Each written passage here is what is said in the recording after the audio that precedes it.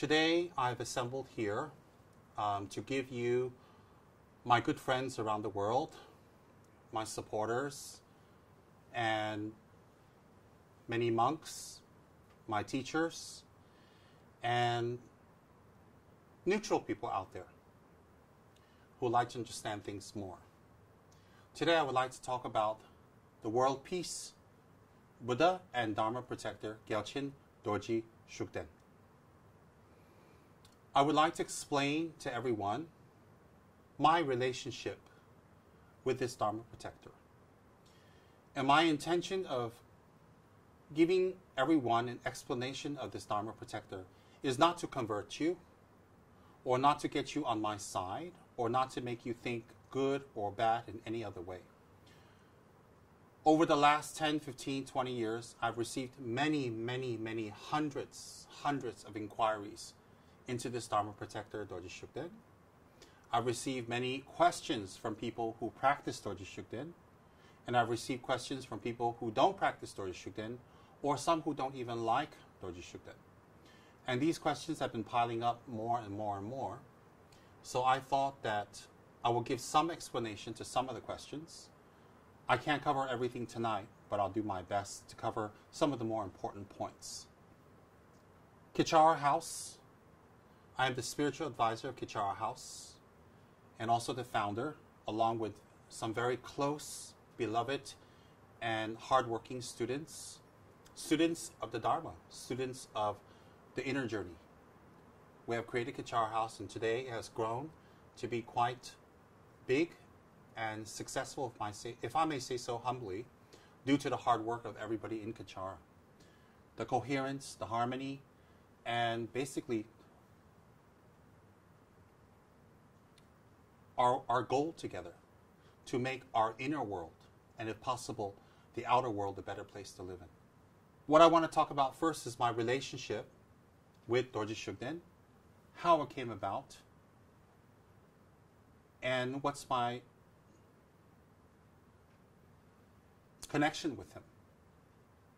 Now, I'm going to give a little bit of my background. I think most of you already know, but for those of you who are new, then I'll explain a little bit.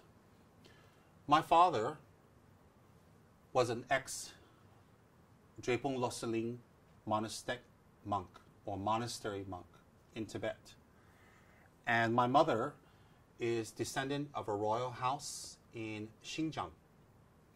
She's the royal house of Turgut, which is the predominant Mongolian group there, tribe. And her mother, my grandmother, and her father, my grandfather, were the ruling family for many generations in that area. And due to the Cultural Revolution, which affected all of China and Xinjiang and Tibet, my father left Tibet and immigrated to Taiwan. My mother left Xinjiang, then journeyed to Tibet, and then eventually to Taiwan. When my father first went to Taiwan, he didn't bring his wife and his 3 children there. And while he was there, he had met up with my mom, and she was a young girl that time, impressionable, and under a lot of scrutiny for being the royal princess at that time, because her clansmen are around her. So she was under a lot of scrutiny to act, walk, talk, dress in a certain way necessary of her station in life. And so she had met my father in Taiwan, and I guess they have fallen romantically involved, and she became pregnant. And when she became pregnant, she was told by my dad that he actually has a wife and family in Tibet. And so this brought a lot of distress and problems and difficulties in the community there, because there's a large Mongolian Tibetan community in Taipei. And so it was decided by my grandmother and my mother's side of the family to keep everything hush-hush and keep everything quiet. And so therefore my mother gave birth to me in Taipei General Hospital quietly. And after she gave birth to me, I was never taken in by her or acknowledged by her or never became a part of her family. And what had happened was that she had contracted some local Taiwanese people there and pay them every single month to watch me, to take care of me. She didn't actually abandon me, but she couldn't keep me with her because it was not something that you did in those days, where a single lady became pregnant, not married, had a child. It's just not the thing to do back in the 60s. I was born in 1965. This is not to say my mother is right or wrong, or my father is right and wrong. I'm not passing judgment on anyone. This is just telling you the situation of what happened at that time. And so I was being watched by a family there, and I would remember once in a while my grandmother used to come and visit me. Now I know it was my grandmother. Of course, at that time I did not. And I was told by my mother later on, much later on, that at 7 months old, I was 7 months old, not 1 year yet, that a group of lamas and monks and teachers came to her house and told her that I was officially recognized as a reincarnation of one of Tibet's lamas. Now, when I asked my mother what reincarnation, what they said, who was the name of the search party, she says it's been so long she can't remember. But I was told by her that they had actually come to recognize me and to, I guess, take me to the monastery to be enthroned at 7 months. My mother didn't allow that to happen. The reason is because when you're enthroned in a monastery, you have to say who your mother's name is, who your father's name is. And at that time, it would not have been a pleasant experience for the family to say who this child's family was. So therefore, she kept me there, and the recognition didn't take place. And eventually, at around 6 years old, going on to 7 years old, I was taken over to the United States from Taiwan. And I remember my grandmother taking me on Pan Am Airlines. It doesn't exist anymore, but it did before. And I arrived in New York. And I was taken to my mother's house with my grandmother, and I stayed there overnight. The next day, a Mongolian couple, which belongs to their clan, the Turgut clan, drove up from New Jersey and picked me up in a big white Ford cart. And I remember my mother telling me, she never ever told me she's my mom, but she told me that that's your parents and you're going to go with them. So I was like, at 6 years old, you're like, okay, because I thought I had parents in Taiwan. And then I meet these people, I just went along with them. So I was adopted over to the United States by a Kalmyk Mongolian couple. And I lived in Howell, New Jersey, so I arrived at 7 years old. Now, the Kalmyk community there are very interesting. The Kalmyk people are people who originally came from Xinjiang and then conquered Europe, conquered Russia, and all of that. As you know, the Mongols conquered everyone. And part of the people went back to Xinjiang, Mongolia. Part of the people stayed in Kalmykia. So, part of my family is from Kalmykia, which is either western part of Russia in the state called Kalmykia. It's now there, it's a republic now. And then part of my family is in Xinjiang. In fact, I have blood family relations now in both places.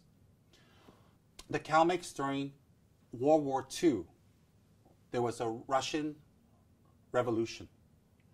And so the country was turning in topsy-turvy and a lot of problems and difficulties, so people immigrated out of the country.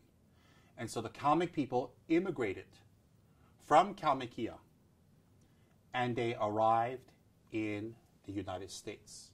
And these hardworking, beautiful Kalmyk people are Mongolian origin. Kalmyk is just like, it's like in Chinese, you have Canton, you have Fujian, you have different provinces. So Kalmyk is just one of the peoples of Mongolia.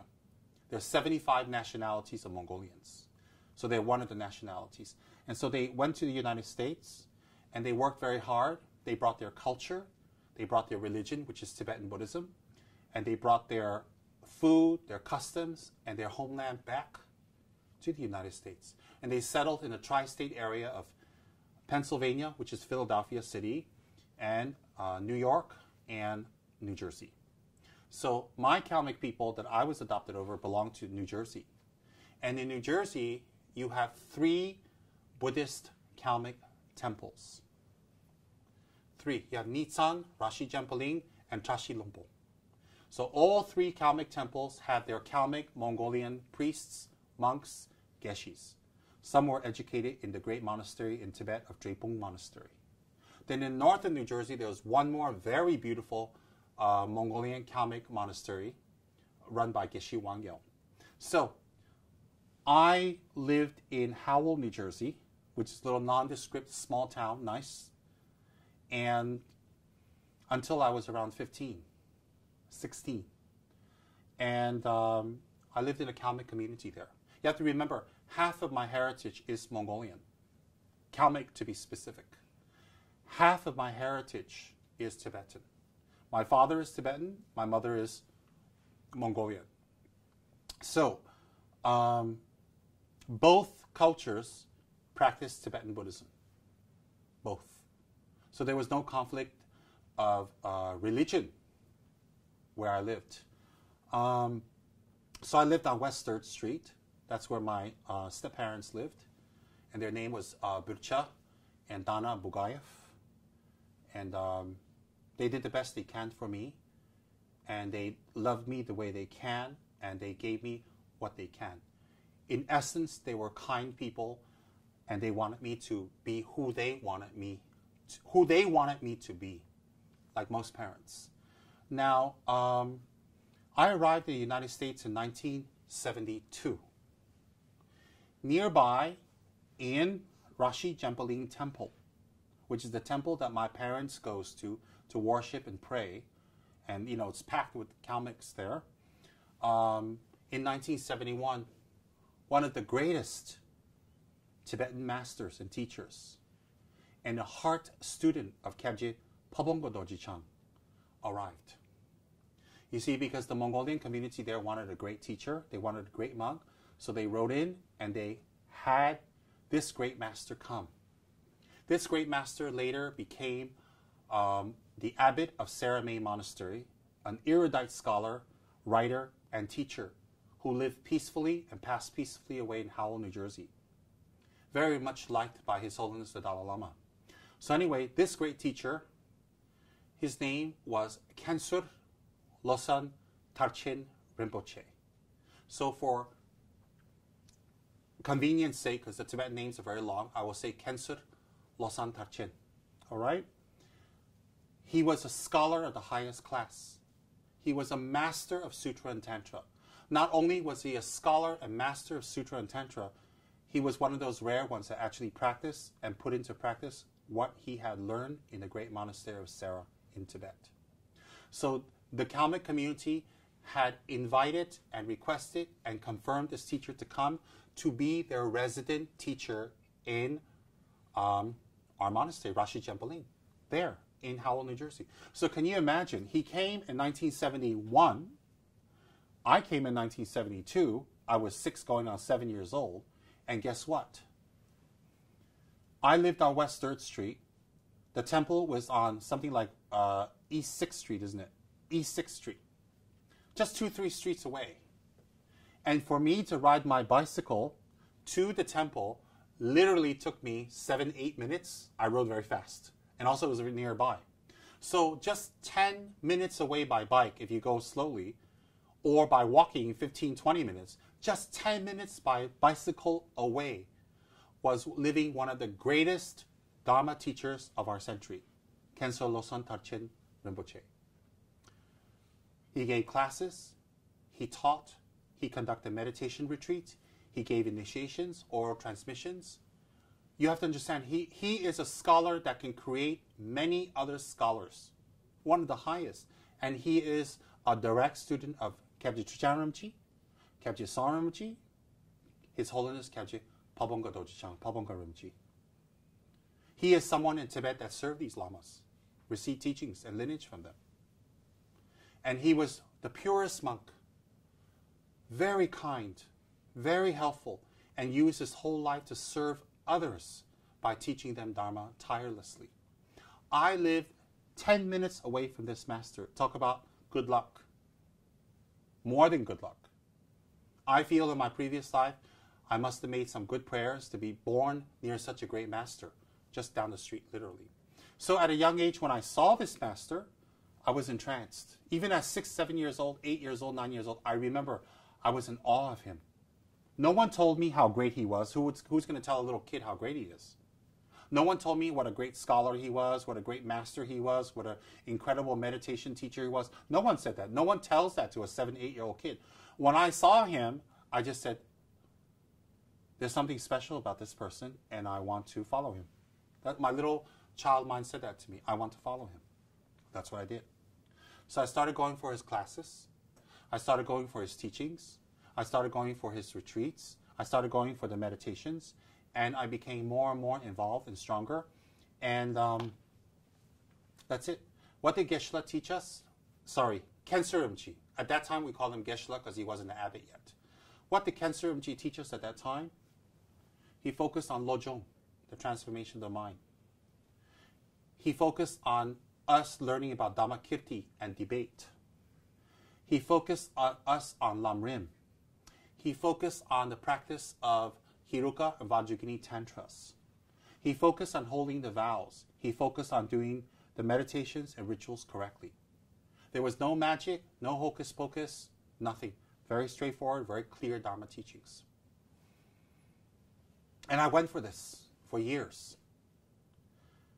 When I was around 12 or 13 years old, I'd been studying with this great master for a few years already, to the consternation of my parents, because they adopted me to be their only son and to grow up to carry their name and get married and have, a lot of sons. That's what Mongolian parents expect of their children.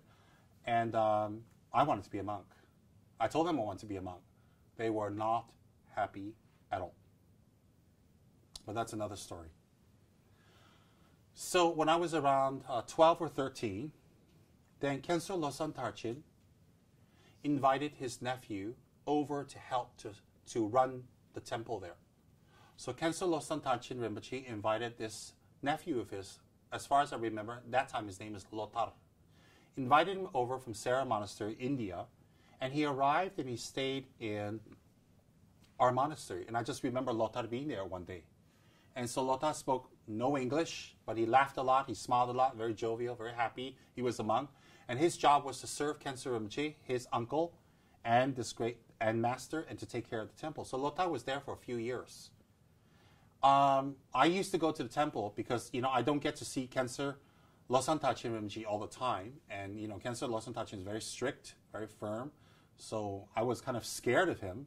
But I used to go to the temple all the time to mow the lawn, put fertilizer on, wash the dishes, sweep up the place, clean up the temple, whatever I can do, because you have to understand, I really like the temple. I really like Khyentse Rinpoche. I really wanted to be near him and serve him. I actually wanted to move to the temple, but I dare not tell that to my parents. That's what I really wanted, was to move in the temple, wear robes, and live there and serve Khyentse Rinpoche and study. That's what I really wanted to do. So in lieu of that, I just went there as much as possible to serve. And let me tell you a little secret. I actually went there to the temple to serve in hopes I get a glimpse of Khyentse Rinpoche and he'll call me and give me special teachings. Usually he'd tell me, eat the momos, go home. So that was my secret wish, was to bump into Khyentse Rinpoche and get special teachings. Not that I feel I'm special, but I loved him very much. I still do. Now, the special teachings never happened one-to-one. I used to get stern stares from him. He used to look at me with stern stares. So I look back like this. Anyways, I was a precocious, slightly naughty child. Maybe that was why the stern stares. But anyways, Lotar and me became friends. That's Khyentse Rinpoche's nephew. Lotar and me became very good friends. So I used to go visit the temple almost every day, especially in the summer, and just hang out. I do my prayers there, help him clean up and laugh and joke. And Lotar inscripted me to teach him English. So I taught him a little English, ABCs and all that stuff. One day, Lotar was downstairs cleaning the kitchen. And I'm very precocious, very nosy, very interested, and very busybody. I'm the type, if you tell me don't touch it, I make sure I touch it and twice. So while Lotta was downstairs cleaning up, he told me, wait here. Of course, I didn't listen. He said, don't go to his room or don't go upstairs. That's Ken Surumji's room. And that's his room next to it and all that stuff. Well, I dare not go into Ken Surumji's room because, you know, I just dare not. I snuck upstairs to his room. And I want to see what a monk's room looks like. What does a monk have? What's in his drawer? What's in his closet? What's on his bed? What's under his bed? What kind of bed he uses? Because I really want to be a monk. I really am interested in what monks do. So I snuck up to his room. Lotta was downstairs humming away, washing dishes, you know. And then I could hear him. And guess what? I opened everything up. I looked at everything. There's his robes, there's his prayer beads, there's his, you know, his monk items, his bed, all that. I opened up the closet. When I opened up the closet, America has an open closet. When you slide it open, guess what I saw? The closet was totally empty. And there was a shelf on top. And there was a black and white picture. Black and white picture with a cup of tea in front of it. And the black and white picture had a figure that something like that. That's all I can remember. So by the time I reached up and I grabbed the picture so I can get a better look and memorize it, because that's what I like to do. When I grabbed the picture in, Lotta walked in and grabbed the picture from my hand and said, no, no, no, no. That's not for you. I said, why not? What's that picture? He said, not for you. I said, can you tell me his name? Not for you. Who is it? Not for you. Why is he in there alone in a closet with a cup of tea? Not for you. That was the answer, because I think that's all he can say. He didn't speak English much. Not for you. So he put the picture back. He put the cup back. I spilled it a little bit. And then he closed the closet door. I opened it. He closed it again. And I said, I want to see. He said, no. Years later, I realized it's Dorje Shugden. So that was my first encounter with Dorje Shugden. Ever. My first encounter. Then things at home went topsy-turvy. My parents were extremely unhappy with me wanting to be a monk, going to the temple, staying at the temple, getting more and more involved. They were very, very unhappy. So they started creating a lot of problems for my teacher, and they were in fact trying to get him deported. I know how did it become like that, but it became like that. They were unsuccessful, thank goodness, because nobody else believed what they were saying. And their real purpose was that to get him out of my life. So this happened over and over again. You know, I was going through a lot of problems with my parents who would not let me study. They would ground me. Sometimes I would be beaten. Sometimes I'd be punished. Sometimes I'd be yelled at. Sometimes I'd be in teachings at the temple and my father would walk in, to my embarrassment. So this went on for a few years until I couldn't take it anymore. And I left home. I left home. I hitchhiked from Howell, New Jersey to New York City. From New York City, I hitchhiked across the country to Los Angeles. My intention was Hawaii, but I didn't have boat fare. Forget about airplane. So I ended up staying in Los Angeles. Now, when I arrived in Los Angeles, I lived at a cousin's house for a few months. And I was looking for a Dharma center. I went to a University of Oriental Studies, and there was a very kind professor there called Dr. Leo Pruden. And I'd walked in and I met Dr. Leo Pruden. You have to understand, I was walking around Los Angeles, and in the Yellow Pages, there's no internet and Google at that time. In the Yellow Pages, I found the University of Oriental Studies. And I thought, well, Oriental, Buddha, Tibet must be related. So my little mind told me, go there. I was 15 going on 16. So I don't know how I found it. I found the address. I asked directions. I walked to the University of Oriental Studies. It took me hours. And I arrived. When I arrived there, I looked for Dr. Leo Pruden. And I told him, I'm a Tibetan. I'm a Mongolian boy. And that time, I told him I'm a Mongolian boy. And I'm looking for an altar, a shrine where there's a Buddha. And I like to sit in front and do my practice, my meditation, and my mantras. Oh, he says, oh, you've come to the wrong place, my boy. This is a university, but we don't have any shrines here, but I can take you to a place that has a shrine. I said, really? So Dr. Leo Pruden, out of the goodness of his heart, packed me inside his car, drove me for about 20 minutes away, and we arrived at 135 St. Andrew's Place in Los Angeles. There was a nondescript bungalow house there. From the outside, it just looks like any other bungalow house. And I walked in with Dr. Leo Pruden, and guess what I saw? The whole living room was transformed into a Dharma center. So you have tankas hanging on all the walls. The carpet is kind of, if I remember, it's got Tibetan carpets on top of wood. There's meditation cushions stacked everywhere neatly. There's an altar there with a throne to the Dalai Lama. There's an altar there with Lama Tsongkhapa and Buddha and Tara and all that stuff. And below the altar on the floor, with the sunshine streaming in through yellow curtains, was Geshe-la. Geshe Tsurim Gyaltsen of Ganden Shatse Monastery, who again is a great scholar from Ganden Monastery, a great practitioner, again a student of Kyabje Rinpoche and Kyabje Trijang Rinpoche, again. So I walked in there, can you imagine, 15 years old, met Dr. Leo Pruden 1 hour ago. He drives me to 135 St. Andrew's Place. I walk in, and in a corner, there is this Tibetan Lama meditating. There's a statue above him of Lama Tsongkhapa, and the light streaming in on him. And I walked in, and Dr. Leo Pruden introduced me to Geshe-la. And I told Geshe-la my history. I told him what happened. I told him how I got to Los Angeles, why I'm here. And Geshe-la said to me, wow, this is very good. He says, today is Tok Day, the Tibetan lunar 10th of the month. So we're going to have Tok tonight. I'm like, wow, why don't you come tonight? So I was like, okay. I was so excited. I'm in Los Angeles all by myself, 15 years old, going on 16. I have my freedom. I found a Buddhist master.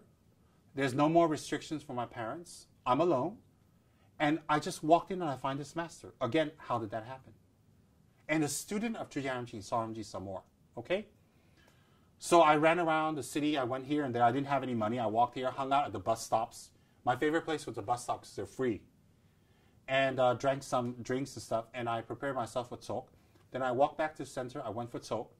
And in New Jersey, we learned how to do the rituals already. You know, the Vajra and Bell, doing the mudras, doing the chanting. So I sat in the front. Geshe-la made me sit in the front. And the place was packed, maybe 60 students, 70 students. We did Lama Choba Tok. So afterwards, you're like, wow, you're 15 years old. Where'd you learn to do that? How'd you learn how to chant? How'd you learn how to do the pujas and the Tok and all that stuff? I didn't think it was a big deal because everybody in New Jersey did it. Well, I did. So anyways, after that, Geshe-la introduced me to everybody and told everybody my situation and all that. And there were some nice committee members there. One of the committee members took pity on me, and she talked to the committee and lowered the rent to the room downstairs to the bungalow. Can you imagine? For $160 a month. You see, in the Western Dharma centers, you pay the Dharma centers. You don't get a salary. You don't get a stipend. You don't get free rooms. You don't get gifts. You don't get anything. Everybody's very poor. You pay the center to be there. You pay the center to attend teachings. So, and that's the norm because people got to pay their bills. So she got the rental reduced down to $160. And listen to this. There are 4 bedrooms upstairs, a library, a living room, a kitchen, and 1 small maid's room downstairs near the entrance with a bathroom. And that small room downstairs was about maybe 8 feet by 10 feet, something like that, which is fabulous. And I got the room. They talked to the committee. They approved for me to live there. They allowed me to live there. I could not believe it. I moved into the Dharma Center. I took my 2 bags. I didn't have much. I moved into the Dharma Center. I lived downstairs. Just behind the wall is our meditation hall, the meditation prayer hall, with Tsongkhapa, the thrones. And every Sunday, Geshe Tsurim Gyaltsen gave teachings right there. You know, I got out of bed, fixed my hair, and walked in. I'm in Lamrim class. Can you believe that? I'm in Lamrim class. Every day, I got the pleasure, the honor, and the meritorious opportunity to clean Geshe-la's room, to serve him tea 10, 12 times a day. Geshe-la liked tea a lot. To do his laundry, to clean up the meditation hall, the gompa. I got the pleasure to cook for Geshe-la, to do his shopping, and to maintain the whole house. Because upstairs there's 1 or 2 students staying, the Geshe-la, but the students went to work. I went to work, but I only worked part-time. So I lived in this Dharma center called Tuptin Dargay Ling on 135 St. Andrew's Place with another great living Buddha, Geshe Tsurim Gyaltsen. Can you believe that? But I had one small obstacle. You see, because in the 50 verses of Guru Devotion, it says, if you have a guru, you do not need to go to another guru or study with another guru or be with another guru. Stick to one guru. So I wasn't able to get teachings from him because I have my guru in New Jersey, which I love and I treasure, and there's nothing wrong. The only time you switch gurus is when your guru tells to get this from another guru, or you learned enough and it's time to move on with your guru's permission. So what happened was, I called up, and that time calling long distance was very expensive. I called up Geshe-la. I called up Khyentse Rinpoche in New Jersey, and I told him why I'd run away. He knew, and where I am now. And I told him I am in Los Angeles in the house of Geshe Tsurim Gyaltsen. May I study with him? Now, if Khyentse Rinpoche in New Jersey said no, I would have just moved out. He's my guru, I have to follow him.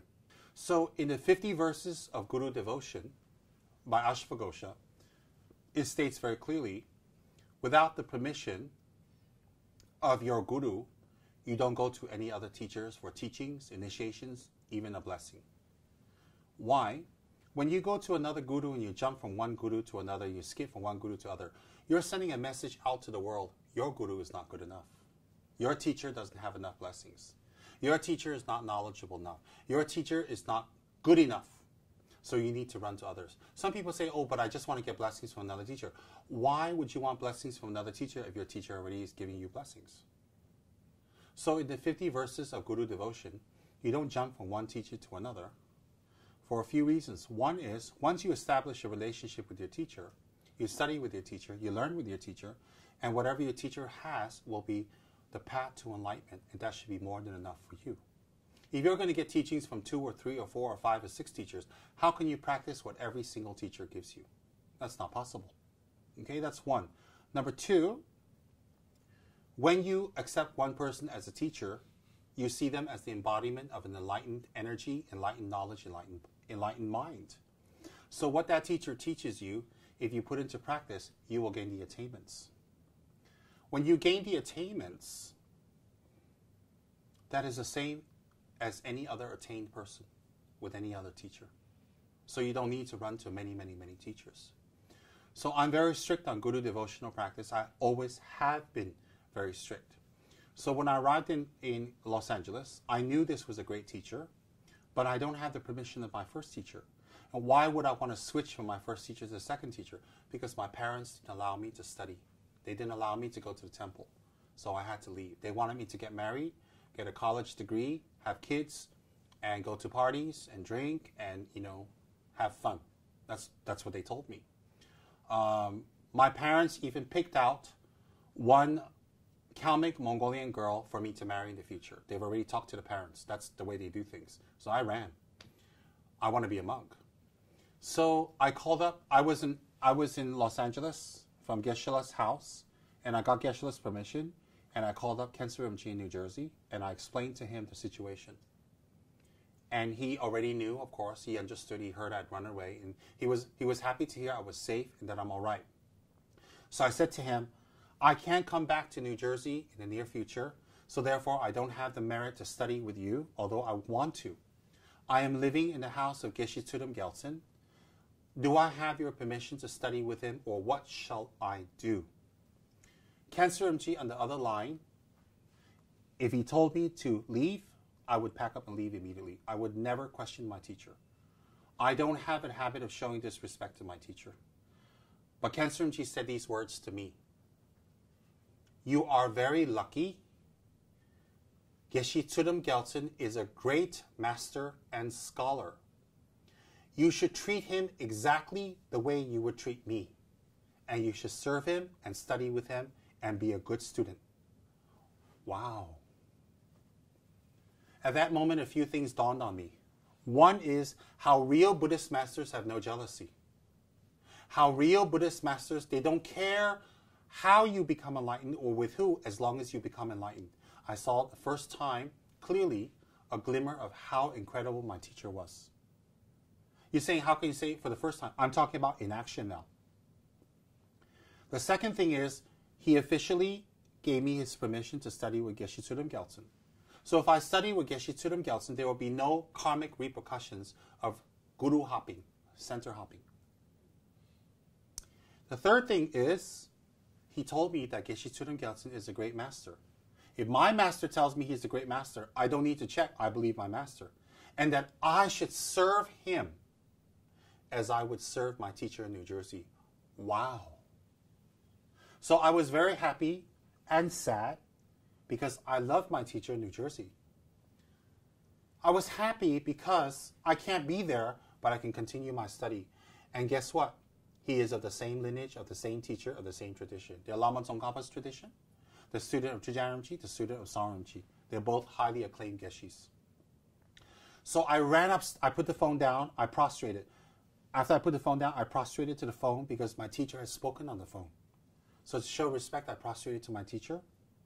And then I ran upstairs to Geshe-la and I told him what Khensa Rinpoche said. Geshe just said, okay, make me a cup of tea. I went, okay, how come nobody's happy for me? Then I realized another quality of Geshe-la. He has no ego. When I told him what Khensa Rinpoche said about him, he has no ego. He didn't talk about it more. He just said, okay, make me a cup of tea. And I went, wow, this teacher has no ego. I just praised him from another teacher and it doesn't move him at all. He doesn't ask details. So as I was making tea, I was thinking about the qualities of these two teachers. No ego. So I became the official student of Geshe Tsulem Gyaltsen by two methods. One is I received permission from my first teacher because I couldn't study with him. Second is Geshe Tsulem Gyaltsen accepted me. So it was pure bliss. I lived from 16 years old. I turned 16 already, 15 going on 16. 17, 18, 19, 20, 21, 22. I lived with Geshe-la nearly to 23 before I went to India. In between, I moved out to West Hollywood 1 year to experience life, and I moved back in. So for 1 year in Los Angeles, out of those 7 years, 8 years, I moved to West Los Angeles near Sunset Boulevard. Yes. And then I experienced samsara for 1 year, and I moved back. While I was living in the Dharma Center, I received teachings from Geshe-la every week. I was, on many occasions, had the honor to cook for him. As I said earlier, I did his laundry because the laundry area is right next to my room. I cleaned, I vacuumed, I washed, I shopped, I did everything. I wasn't paid for it. I did it because it's a service to my guru. For me, serving my guru should not be paid. And for me, it's very important to have integrity with my guru. For me, it's always been very important that whatever I promise my guru, he need not remind me, he need not chase me, he need not say anything to me. Once I make a promise to my guru, I will keep it until I die. This is how I was brought up. This is what I believed. This is what I trusted. This is what the Dharma books taught me. If you don't have integrity towards your guru, which is the highest being in your life, that teaches you the Dharma to become enlightened, then you won't have integrity with anyone. If you can take a diamond and throw that out, of course you can take glass and crystal and throw it out.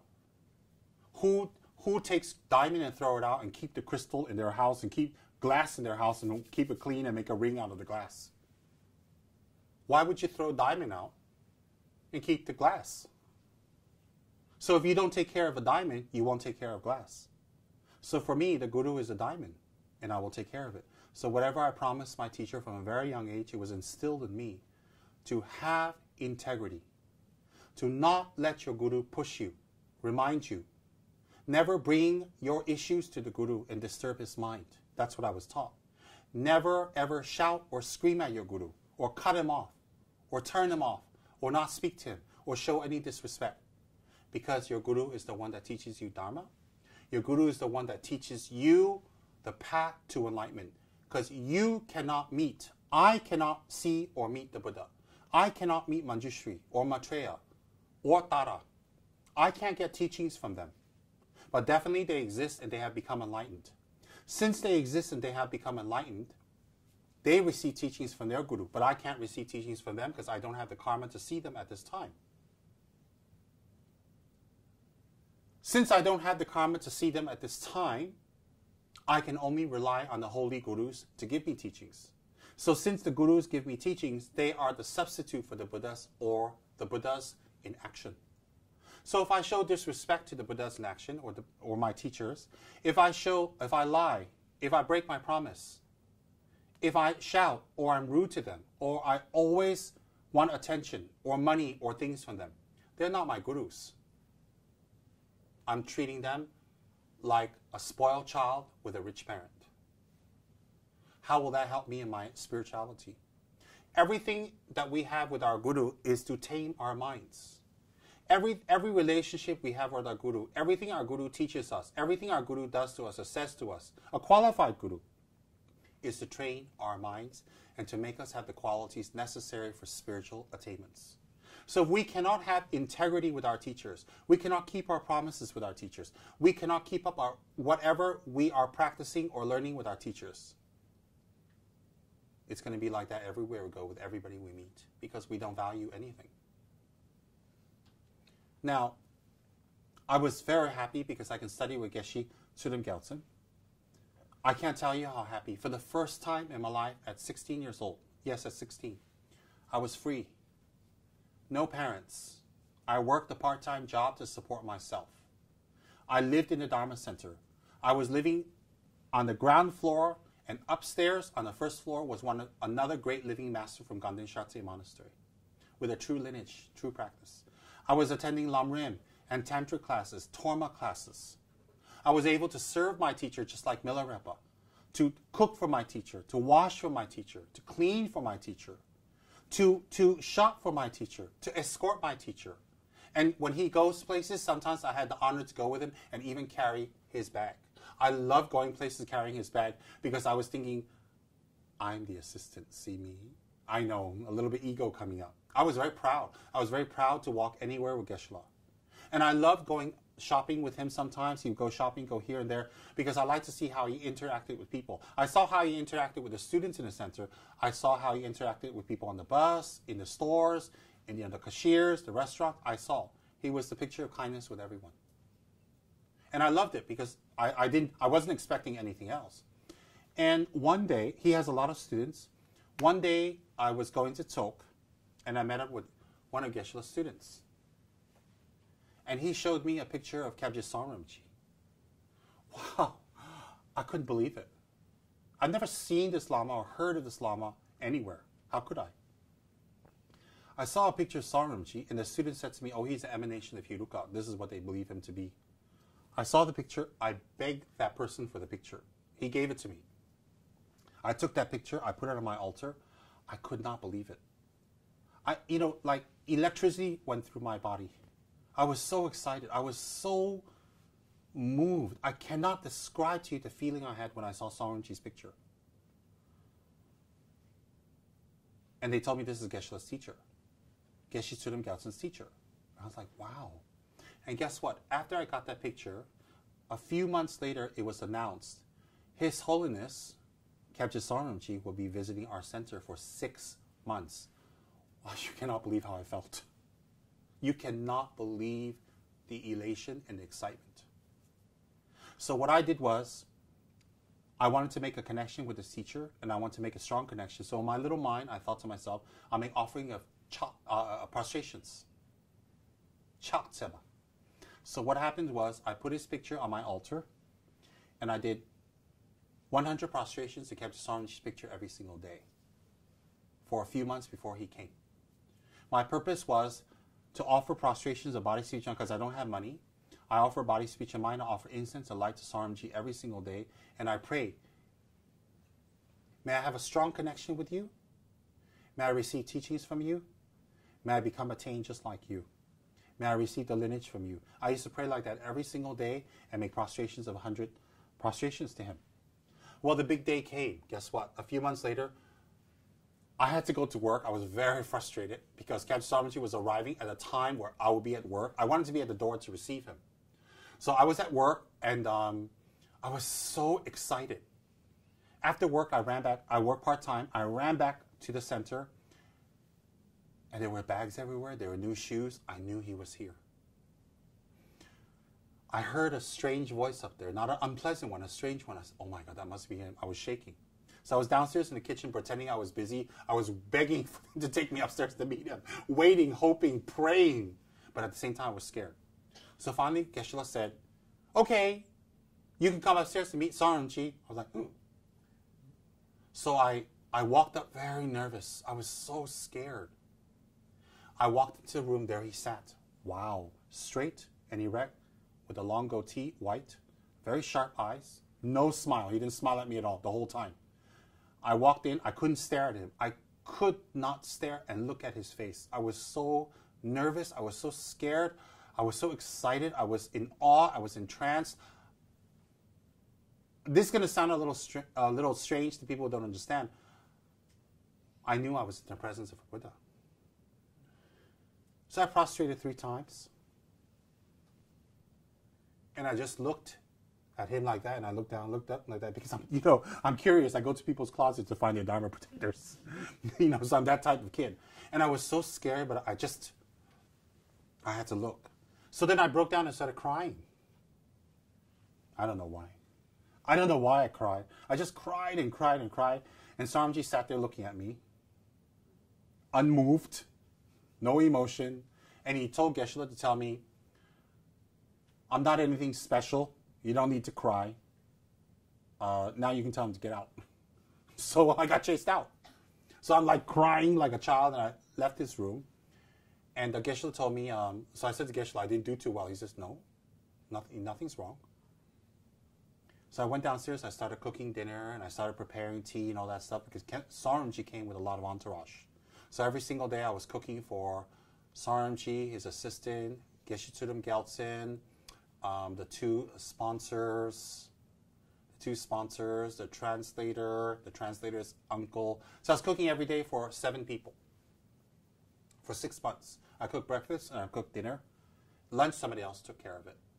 And as the days went by, Saramji took a very kind liking to me. So what happens is I'd serve him food and I'd run out of the room because I didn't want him to chase me out and tell me get out. I was afraid. So I'd walk in, I'd knock on the door, and then I'd put his food in the front. Then I'd wait a half hour, go upstairs and take the tray, and I'd pray. I was very sneaky. I'd make extra food so that I'd make sure there's leftovers. So when I bring down, I can take his leftovers. Because I read if you eat the Lama's leftovers, is a great blessing. So I used to make extra food for him just to make sure there's leftovers. I remember someone complained, you're making too much, there's leftovers. I said, I know. So I used to eat Saramji's. Sometimes there'd be no food left, so I'd take the crumbs. Literally, I put it in my head and I'd eat it because I believe him to be a Buddha. So I became very close with him. It became to the level where I actually just walk into his room and I would sit on the floor and I would give him massages on his feet, sometimes on his head, on his hand, or I would just sit with him when he's meditating. Or sometimes when Saramji was taking a nap, I would sit next to him and just kind of stare at him. I mean, literally, I just stare at him because I just could not believe what a great Lama he was. And Geshe-la was very pleased with me. He says, you're doing a good job serving his guru. So at that time, I was doing Manjushri, Avalokiteshwara's mantras and some light practices, and Lama Tsongkhapa's Guru Yoga taught by Geshe-la. And I was doing Pendant Hamo mantras. I like Pendant Hamo a lot. I would recite that all the time. And I recited that when I ran away, and I did that all the time. And so something inside of me said, I should get a Dharma protector. So one day I was upstairs with Kyabje Saramji in his room and an assistant, just the 3 of us. And I asked Kyabje Saramji through the assistant, what shall I do? How shall I practice? But before I tell you that, let's backtrack. Before Saramji came, in Thupten Dajiling, every single month, Geshe Tsudam Gyaltsen did Dorji Shugden Council. Dorji Shugden Council and Setup Council. Geshe Tsudam Gyaltsen every single month with his students, about 50, 60 of them, would do Setup and Dorji Shugden Puja. Why is that? Setup is the protector of Ganden Shatse Monastery. Dorji Shugden is the other protector of the Gelugpa teachings and Geshe-la's personal protector. You see, Geshe-la's received Sokte, or initiation of Dorji Shugden, from his teacher, and he does the puja every single month. One of the commitments of doing Sokte is you do the puja every single month. And he taught us about Dorji Shugden. He explained about Dorji Shugden. He encouraged Dorji Shugden's practice, and he explained everything about Dorji Shugden. In fact, Geshe-la gave us teachings. From a music delighting an ocean of protectors texts, composed by Trungpa Rinpoche. It is a whole volume composed by Trungpa Rinpoche on the practice, the lineage, the history, the background, the rituals, the meditations, the mantras, the fire pujas of the protector Dorje Shugden. This volume of text was composed by His Holiness Captain Trungpa Rinpoche, and Geshe-la had a copy of it, and Geshe-la gave us teachings from it. So Geshe-la gave us personal teachings on the history of Dorje Shugden, where he came from, how he arose, and the practice and the benefits. So Geshe-la taught us all of that and encouraged us to practice. So every single month, Geshe-la would have the Dorje Shugden and Setrap pujas. Every single month that I was there for 7, 8 years. I didn't miss it. Now, so when Saramji came, I was exposed to Dorje Shugden by Khenso Losang Tarchin's assistant and nephew, Lotar. And I found out later, Khenso Rinpoche in New Jersey also practices Dorje Shugden every single month. I was exposed in New Jersey to this Dharma protector in our Dharma center, Rashi Champaling. Then when I went to California, Los Angeles, I was exposed to this Dharma protector again by Geshe Tsoeden Gyaltsen, who gave teachings on it, encouraged it, did pujas in his Dharma center. He's my guru, so I follow along. You just follow along. If your guru says it's enlightened, it's enlightened. So when Saramji came, I was doing Dorje Shugden's practice, not heavily, just lightly, and I was doing Pendant Hummus Mantra, but I didn't want to have a lot of Dharma protectors because I thought it would be kind of confusing for me later when I'm busy. My main motivation is to keep it 1, 1, 1, not to have a lot. So I asked Kabje Saramji himself, I'm practicing 2 Dharma protectors now. Can you please give me your advice which Dharma protector I should choose for the rest of my life to remove obstacles in my Dharma practice? This is exactly what I said to Saramji. So Saramji said to me just like this, if you want, I will give you my Dharma protector. So I folded my hands and I bowed. And I said to Saramji, please give me your Dharma protector. If it's good enough for you, and that's what you practice your whole life, and you're a Buddha, it's more than good enough for me. The deal was sealed. So within 1 month, Saramji gave initiation of Dorje Shugden in Tibetan Darjeeling, Los Angeles, California. What's Sokte? Sokte is when the Lama introduces you to Dorje Shugden. In a symbolic way, join hands with Dorje Shugden, and Dorje Shugden gives you his heart and gives you his blessings and gives you his commitment to protect you. You give back to Dorje Shugden that you will hold him as your principal Dharma protector until you achieve bodhicitta. Because once you achieve bodhicitta, you don't need a Dharma protector anymore. You yourself is already highly attained. So that is the commitment we make. That's it. That is it. And so Kabje Saramji gave Sokte to 3 people at a time. So it took all day. There was 60, 70, 80 of us. So you can only get initiation 3 persons at a time. There's no group initiation for Sokte at that time. So I went up with another 2 persons. I received the initiation. I received the chakra and also the crystal that represents Dorje Shugden's heart. And I received Sokte and initiation for Saramji. And after that, I did Dharma.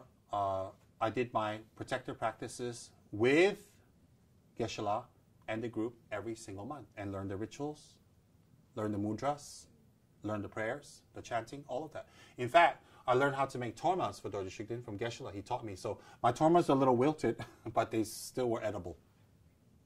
So I would actually make the tormas in the Dharma Center. I was the torma boy.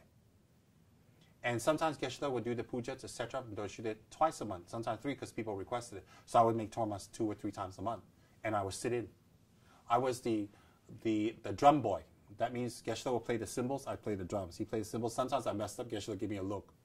I'm like, oh. And we did puja with Kabje Saramji many, many times. The whole time he was there every month. Can you imagine? I'm in a room with Buddha Saramji, Buddha Geshe Tsoeden Gyaltsen, all my Dharma brothers and sisters, about 80, 90 of us at that time, and we're doing Dorje Shugden puja together. And everything was fine. So let me reiterate a little. I had my first encounter with Dorje Shugden with Lothar back in New Jersey. And then when I left New Jersey, I was in California. And Geshe Tsurim Gyaltsen introduced us to Dorje Shugden. And he encouraged us to practice. He told us to practice. And he taught us to practice by using Trijamji's text, Music Delighting Ocean of Protectors. I used to attend those teachings. Geshe would speak in English and tell us what it said. And we did the practice. There was no negative talk against Dorje Shugden. There was no ban. There was nothing. Nothing at all. Nothing bad happened to our center. Nothing bad happened to anyone. Nobody said anything negative about Dorje Shugden. We didn't hear anything negative about Dorje Shugden. And I want to make it clear. We practiced Dorje Shugden in Tubten Darjeeling Dharma Center in Los Angeles. But that was not our main practice. Our main practice was Lojong, was the 8 verses of thought transformation. It was Ganden Hajima, Guru Yoga Lama Tsongkhapa. It was Tara. It was Lamrim, heavily. And it was debates. And it was the 12 interdependent links. It was the 3 principal paths. Those are the main teachings that Geshe taught us all the time. We did very little Dorje Shugden practice on a daily basis, just once a month. But we all had his picture, we all had his prayers and all that. And there was no politics. There is, the teachers gave it to you. Geshe received it from his teacher, Kyabje Chujaramji and Saramji. I received it from Saramji. Saramji received it from his teacher, Chujaramji. Chujaramji received it from his teacher, Pabonga Rimji. Pabonga received it from his teacher, and so on and so on and so on. So when we started practicing Dorje Shugden in the 80s, okay, so it was what? I was 18, so 1983. Yeah, I was 18, 1983. I received the Dorje Shugden practice from His Holiness Kyabje Saramji. 1983. We never prayed to Dorje Shugden that other lineages will be hurt. We've never prayed to Dorje Shugden that even our enemies or perceived enemies would be hurt. We did Dorje Shugden practice that we may be able to understand the Lamrim very well. We may be able to understand the Lojong teachings very well, that we may gain attainments, that we may be able to understand the Buddha's message in Lamrim and to transform our minds and become a patient, kind, compassionate person. In other words, to get enlightened. We never, ever prayed or was told to pray or was advised to pray to Dorje Shugden for any other reasons. There was no Chinese government involvement. There is no propaganda. There is no politics. There's nothing. I'm 18 years old. I'm living with Geshe Tsurim Gyaltsen in Tubten Darjeeling Dharma Center in Los Angeles. His guru, which became my root guru, Saramji, came and visited us for 6 months. We received the teachings from Kyabje Saramji. We were given the initiation and we swore to practice and to keep our commitments for life.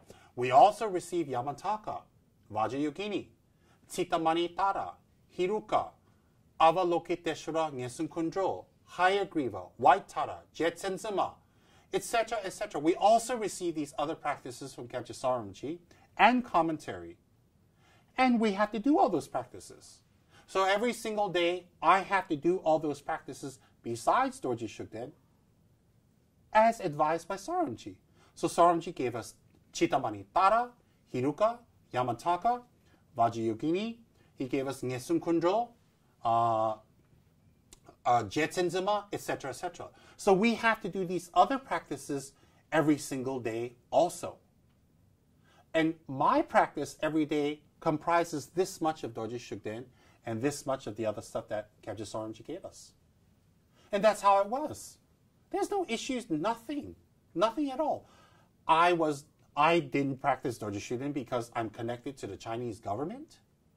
I didn't practice Dorje Shugden because I want to contradict Dharamsala or CTA or His Holiness the Dalai Lama.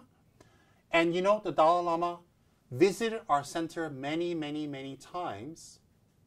And we have images of Dorje Shugden everywhere. And the Dalai Lama didn't say anything. All right? So therefore, what's very important to know is this, is that when we received the practice of Dorje Shugden from Kyabje Rinpoche, it was 100% for spiritual reasons. Rinpoche is my teacher, is the teacher of my teachers. And when he gives us the practice and we promise, we just do it. It's called integrity. I don't care what other teachers tell me. I don't care what other lineages tell me. I don't care what other people tell me. I only care what my gurus told me. I don't mean disrespect to the other teachers. I don't mean disrespect to anyone else. But I want to make it clear that when we received that practice was for spiritual purposes. Nowhere in the Dorje Shugden prayer it tells you to destroy your enemies or hurt people or damage. But the prayer is always about developing compassion, developing renunciation, developing the right view of emptiness according to Nagarjuna, and developing the mind that can attain bodhicitta. And that's what we prayed for. In fact, Geshe-la didn't allow us to pray to Dorje Shugden for minor things. Nothing. Now, let me backtrack a little bit. Before we received anything from Rinpoche, before we received any teachings from Geshe-la, my very first encounter with Dorje Shugden with Geshe-la was this. I was looking for a job, and I needed to work and pay bills. And I wasn't very qualified to get a job. I was 16. So I applied for a job, and they said they'll consider. If I get this job, it'll be near the center. It'll be easy for me. I can pay off my bills. So I went up to Geshe-la and told him the whole situation. Geshe-la was sitting in his room upstairs. Geshe Tsurim Gyaltsen. He has Yamantaka tankas. He has his, his altar in his room, and he has a tanka of Dorje Shugden. So he said to me, "Do you really want this job?" And I said, "Yes, I need this job very badly." He pointed to the tanka of Dorje Shugden and he said, "This is Dharma Pala, or Dharma Protector in Sanskrit. If you pray to him, everything will be fine." So right in front of Geshe-la, I made 3 prostrations of Dorje Shugden's tanka, and I prayed might get the job. And guess what? 3 days later, I got the job. I wasn't supposed to get the job, but I got the job. And after that, Geshe-la started teaching about Dorje Shugden, talked about Dorje Shugden, explained and encouraged the practice along with many other practices. But I want to explain Geshe-la's main, the main focus was Lamrim. And then after that, when Rinpoche came, Rinpoche gave us the initiation. And that is how I got connected to Dharma Protector Dorje Shugden when I was 18 years old. Again, let me stress, not for any political reasons, but purely spiritual. So, when we practiced or received the practice of Dorje Shugden, you have to understand we received it not from an ordinary being, not an ordinary scholar, not an ordinary teacher or ordinary monk. Not that there's anything wrong with being ordinary, but we received it from one of the greatest living debate masters, ex-abbots of Ganden Monastery, erudite, seasoned tantric practitioner, an oceanic master of sutra and tantra, a person who is well known for his occult abilities, and a highly attained master, a master of all masters, a master that taught the Geshis and the monks of Ganden Sera Drepung. His Holiness Kyabje Rinpoche was not an ordinary person, was not an ordinary monk, and was not regarded as an ordinary monk, not only by me, but by the monks of Ganden Sera Drepung. Rinpoche's erudite understanding into the sutras and tantras was renowned in Ganden Sera Drepung. He was famous in Tibet, famous in his region of Kham, famous in Ganden, and everyone in Ganden respected Rinpoche deeply and was their teacher. When Rinpoche gave teachings in Ganden, then people from Drepung, monks from Drepung, scholars, Geshis, abbots from Drepung, and Sera would flock to Ganden to receive teachings. Rinpoche was not an ordinary person, was not an ordinary monk, was not an ordinary scholar. He was one of the most highly respected Gelugpa teachers of the last century. The level of his erudite learning is unmatched except by a few. And this is not my own compliment of my guru. This is what everybody believes in the Gelugpa world. When I came to the monasteries, I lived in the presence and served and received teachings and received commitment from one of the greatest and most erudite masters of the last century that escaped Tibet. Saramji's name is famous in the Gelugpa world. Famous not because he's a movie star, famous because of his learning, his practice, his abilities, his mastery of Sutra and Tantra. Unrivaled.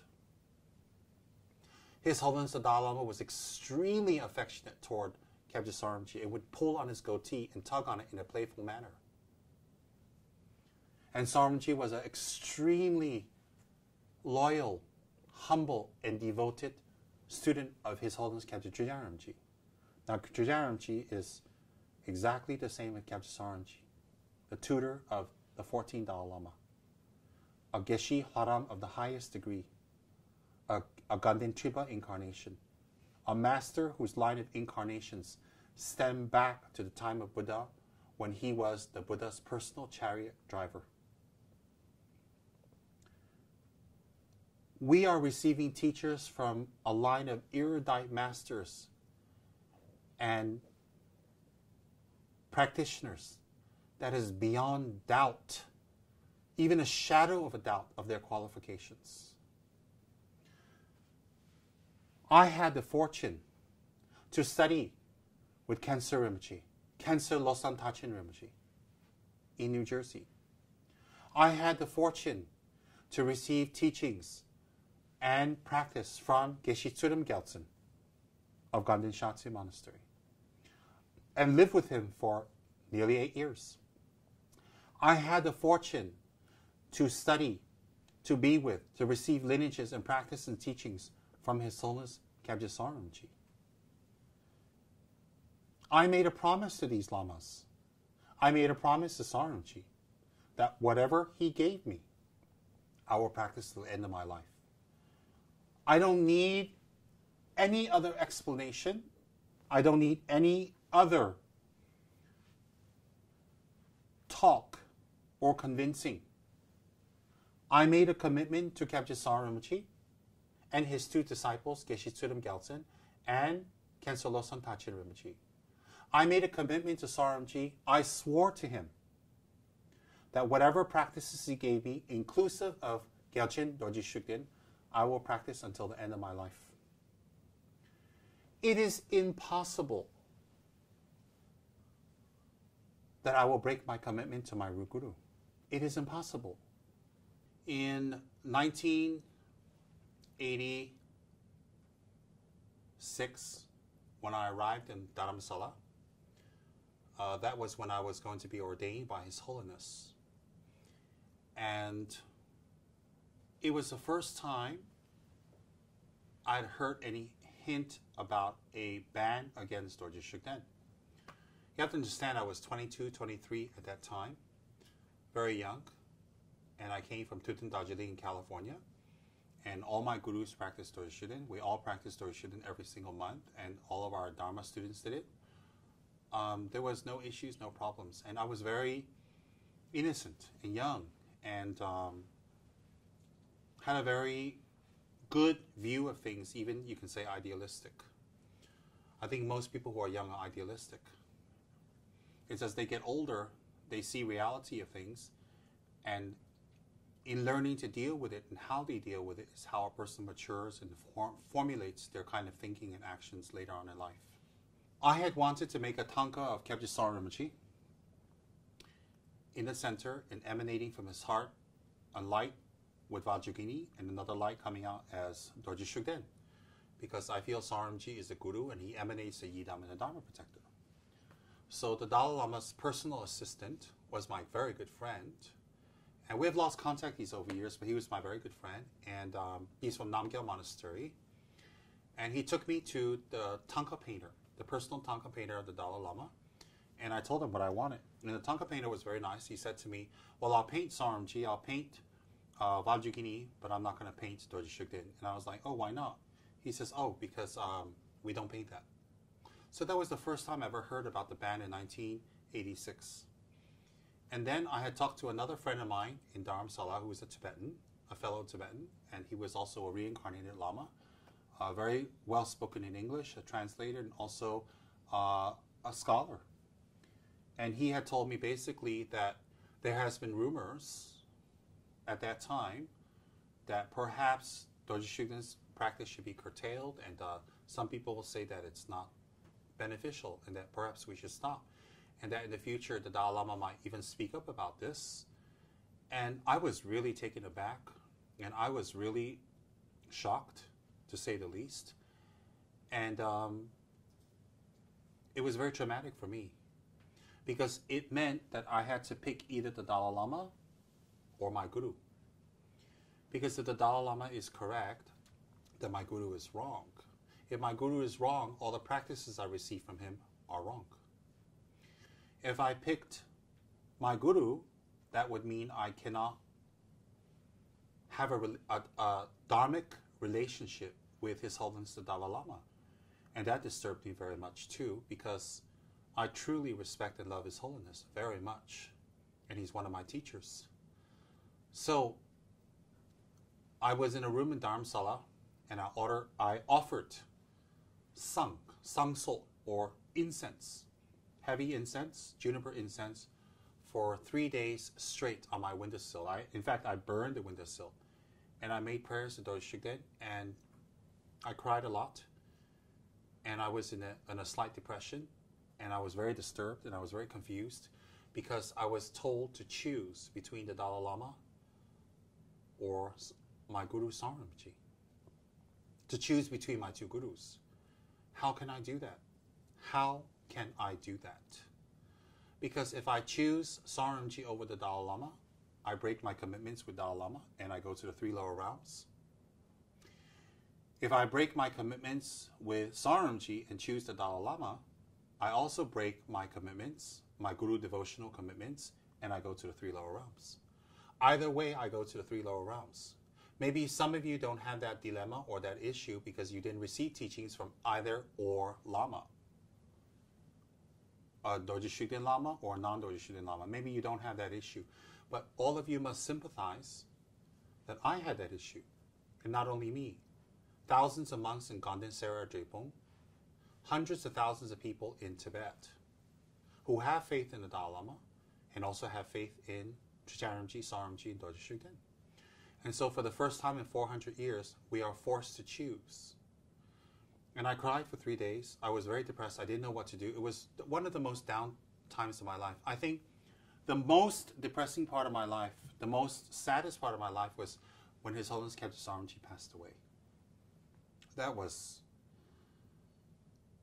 the most difficult time of my life. And I think the second most difficult time of my life, really, and I've had so much, was to have to choose between the Dalai Lama. And there are people who are anti-Dalai Lama and say, I should speak up against Dalai Lama, and they call him different names and they degrade him, they say bad things about him, but I can't do that. That's who I am, that's my commitment. I have received teachings from him, I can't do that. Okay? There are people who are on the Dalai Lama side who tell me, hey, you should renounce Dorje Shugden, and your lamas are wrong and all the wrong, and you should follow Dalai Lama. I can't do that either, because either way I lose. And people have to understand that. You are not in that predicament, but I am. You see, when you die, you will not experience my death, my bardo, my future life, my karma, my repercussions, and my breaking of samaya. You will not receive my results. I will receive my results. So you don't tell me to choose the Dalai Lama or Dorje Shugden or Saramji, because I will experience the repercussions of choosing. You will not. So therefore, what is important is at the end of 3 days, I talked to my friend, the Tibetan Rinpoche, and he basically scolded me in a very kind way. And he says, you know what? Don't be silly. You don't have to choose. Respect both. Keep up your practice and don't need to say anything. So I thought that's the only solution. That's the only solution. So But it distressed me. It wasn't an easy decision. And after that, I still attended many of Dalai Lama's teachings. And I loved it. And I gained a lot of knowledge. And I also attended teachings of my other lamas. I told you 16 lamas. 16 lamas. I've attended the teachings of my other lamas. And as I said, 13 of them practice Dorje Shugden and encourage it. So, I choose not to choose between lamas. If His Holiness the Dalai Lama says I cannot attend his teachings, then I will abide by his holy wishes and I will not attend. It's not I don't want to attend. It's not that I'm making a statement. It's not because I'm silently protesting or, making a secret message that I'm not happy. No. If His Holiness says that I can't attend, then I won't attend. And when His Holiness says I can attend, I'll happily go and attend. And that's how I feel, because Dharma teachings is Dharma teachings. I'm not practicing Dorje Shugden to hurt anyone, to damage anyone, to make a political statement, or to align myself with some government, or some movement, or some political movement. I'm not interested in politics. I've never gone for a protest against China. I've never gone for a protest against the Dalai Lama. I have not gone for any protests for or against any of these political movements because I am a Buddhist monk. I shaved my hair and put on the robes of Lord Buddha to study, practice, meditate, and to control my negative mind so that it can be transformed into becoming an attained being. I'm an ordinary person, an ordinary being. My intentions to become a monk and to practice and to follow these great masters is strictly spiritual. My practice of Dorje Shugden has no alignment in any way, in any politics. The so-called ban, if we want to call it the ban or not call it the ban, the injunction or the edict or the talk against Dorje Shugden started very strongly back in 1996. But I received this practice in 1983. That's 13 years difference. It is impossible that a great master like Kyabje Rinpoche can be practicing a negative being that is destructive and harmful and hateful and damaging and wishes to threaten the Dalai Lama's life. How can a master of Kyabje Rinpoche's caliber, a master of Sutra and Tantra, and an abbot of Ganden Shartse in Tibet, close to the Dalai Lama to the end of his life, someone who marked on the calendar the day he would die, the day he would be cremated, and gave indications of his future rebirth. This master even had control over when he will die, where he will take rebirth, and wrote it down in his calendar. We can see that very clearly in his biography. I saw it. Is it possible that Rinpoche is so incredibly dull, wrong, unintelligent, to not see for 81 years, okay, let's just say maybe 50 or 60 years of his life where he practiced Dorje Shugden, he cannot have any indication Dorje Shugden is negative? And that only in 1996 we hear Dorje Shugden is negative, and Rinpoche is wrong, Trijang Rinpoche is wrong, and all our lineage gurus are wrong. Is that logically possible? If Rinpoche is wrong, and he practiced Dorje Shugden and he lost his refuge, and he became degenerate because of practicing Dorje Shugden, Kyabje Rinpoche died practicing Dorje Shugden. He died practicing Dorje Shugden, meaning all the way to the end of his life. Even at the end of his life, before he planned to leave his body, he did pujas to Dorje Shugden and told Dorje Shugden, "You have been a great assistance to me my whole life. Many of my works were accomplished because of your help. I have nothing else to ask of you. Here are some talk offerings." And then 2 weeks later, Kyabje Rinpoche went into death meditation and passed away, sitting straight. Is it possible that Kyabje Trijang Rinpoche, the root teacher of the Dalai Lama, is practicing a demon, a spirit, something evil, his whole life? If Kyabje Trijayamchi is practicing a spirit and a demon, and he's practicing something evil his whole life, that would mean that he lost his refuge vows. If he had lost his refuge vows, he has lost the basis of his 3 vows. His Prakti-Mosha vows, which is the monkhood, then he's disrobed, he's not even a monk. And his Bodhicitta vows, his refuge vows, same thing. And his tantric vows. So his 3 set of vows are gone. His Prakti-Mosha vows, which is monkhood, right?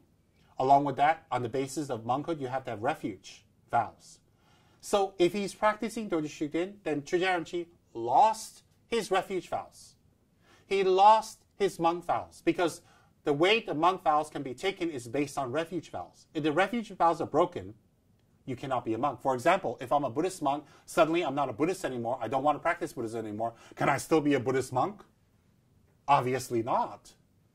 If I'm not a Buddhist monk anymore, then naturally I lose my tantric vows and my bodhicitta vows. To receive any initiation of Manjushri, Tara, the Kriya Tantras, the Charya Tantras, you need to have refuge. To receive initiation of the higher Tantras, such as Hevajra, Vajragini, Yamataka, Kala Chakra, Guhya Samaja, Sitamani Tara, etc., etc., you need to have your bodhisattva vows intact. You need to have your refuge vows intact. So is it possible that Trijayamchi practiced Dorje Shugden till the end of his life? Because of his practice of Dorje Shugden, he lost his refuge vows. Because he lost his refuge vows, he lost his monk vows. Because he lost his monk vows, right? All the other vows are nil already. They're not dependent on the monk vows, because you can take those vows without the monk vows. But because he lost his refuge vows, he lost his bodhicitta vows, and he lost his tantric vows, and therefore, whatever he's teaching people, in initiating people, and giving practice to people is also nilled out. Is that possible? So that means all the teachings that Trijayamchi gave to the tens and thousands of monks in Tibet and in India, in the monasteries, have no blessings? Is that possible? So that would have to lead us to believe that all the teachings, initiations, practice, commentary, oral transmissions, passed down to the Dalai Lama, the current Dalai Lama, His Holiness the Dalai Lama, passed down to him, all those are nil and defunct and no blessings also. Is that possible? So that means the thousands and thousands of geshis and teachers and masters that are alive in the world today and the generation above me, who received so much teachings and the whole lineage from Trijayamchi and from Saramchi, they're all praying to a Lama who lost his refuge vows, who prayed to Dorje Shugden. That means every Gelugpa center, every Gelugpa monastery must remove the pictures of Trijayamchi and Saramchi from the monasteries. That means Ganden Sera Drepung, their prayer halls must remove the thrones, must remove the pictures, and any teachings and any texts from these masters. That means that the Dalai Lama should not be teaching any teachings by Trijayamchi or his lineage. None. Why? Trijayamchi went to his passing, to his death, practicing Dorje Shugden to the last minute. He never gave up. Kyabje Saramchi practiced Dorje Shugden till the end, until he passed away. He never gave up. So therefore, these two are Dorje Shugden Lamas. Since they're Dorje Shugden Lamas, then they have lost their vows. They have lost their practice. They should have no attainments. So anything we receive from them, that is, all the tantras, all the sutras, all the initiations, all the practices, are ineffective. In fact, you have completely cut off the Gelugpa lineage at the knees. The person cannot stand up anymore. So therefore, is that possible? Now, what we are told by the leadership,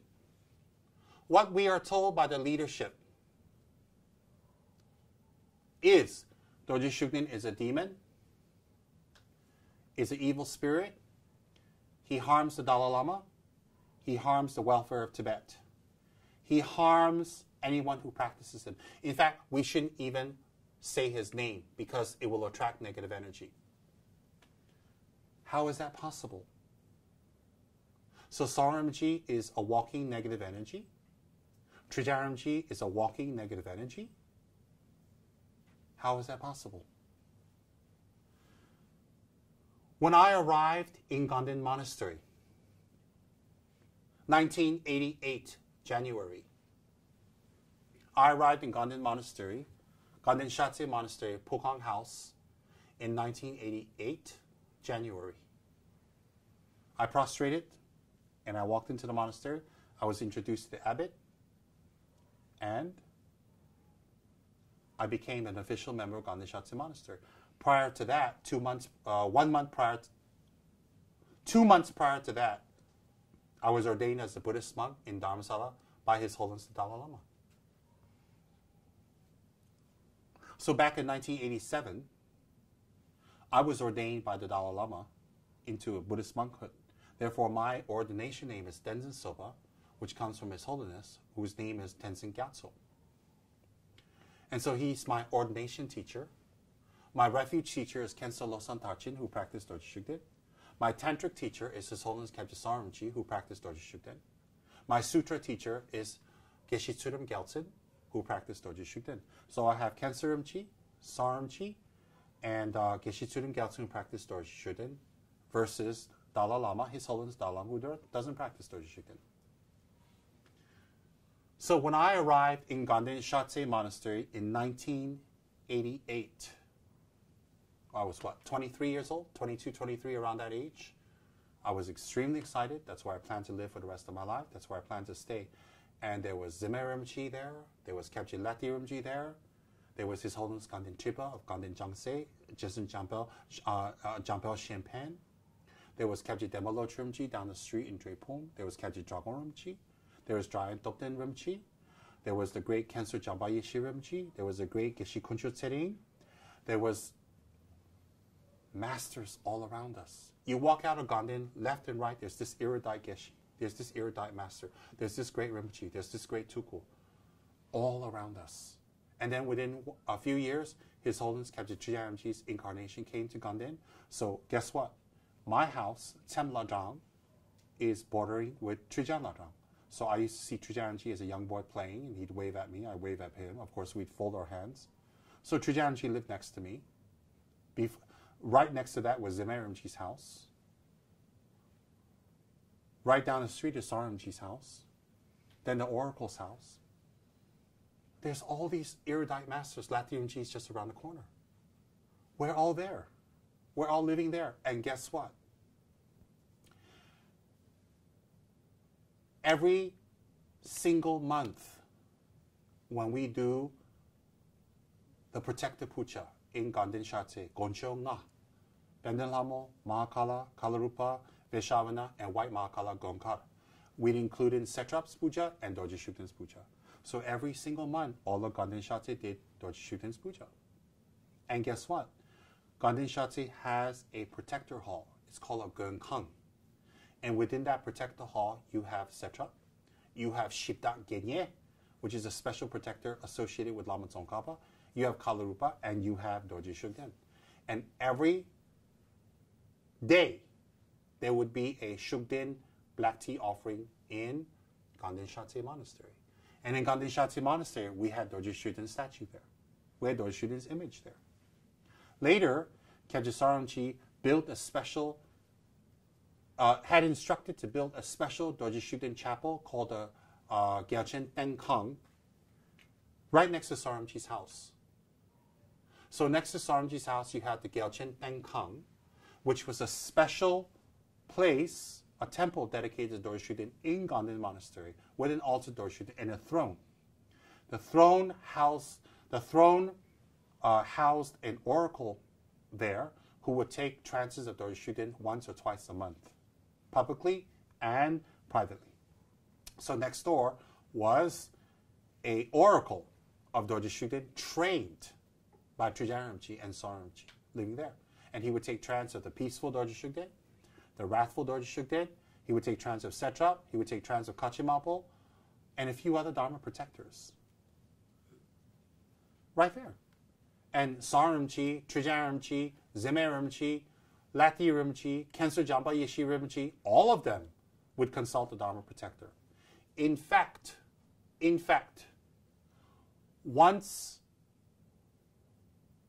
a year, doing Tibetan Losa, once a year, we would have a special trance session. In Ganden Shatse Monastery, they set up a throne, and all the abbots, all the high lamas, all the tukuls, all the geshis, and the whole assembly of monks would gather in Ganden Shatse Monastery. And guess what?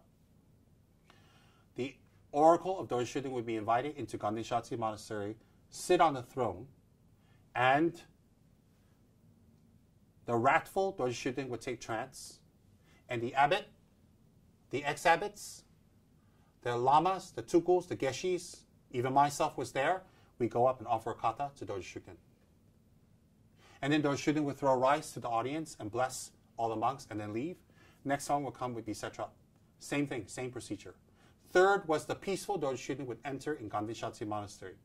And when the peaceful Dorje Shugden came, he was called Dunzin. He would wear the hat of Lama Tsongkhapa, the robes of a monk, and he would sit on the throne, and all of us would go up and greet him, make offerings, including the abbot, including the teachers, the masters, everyone.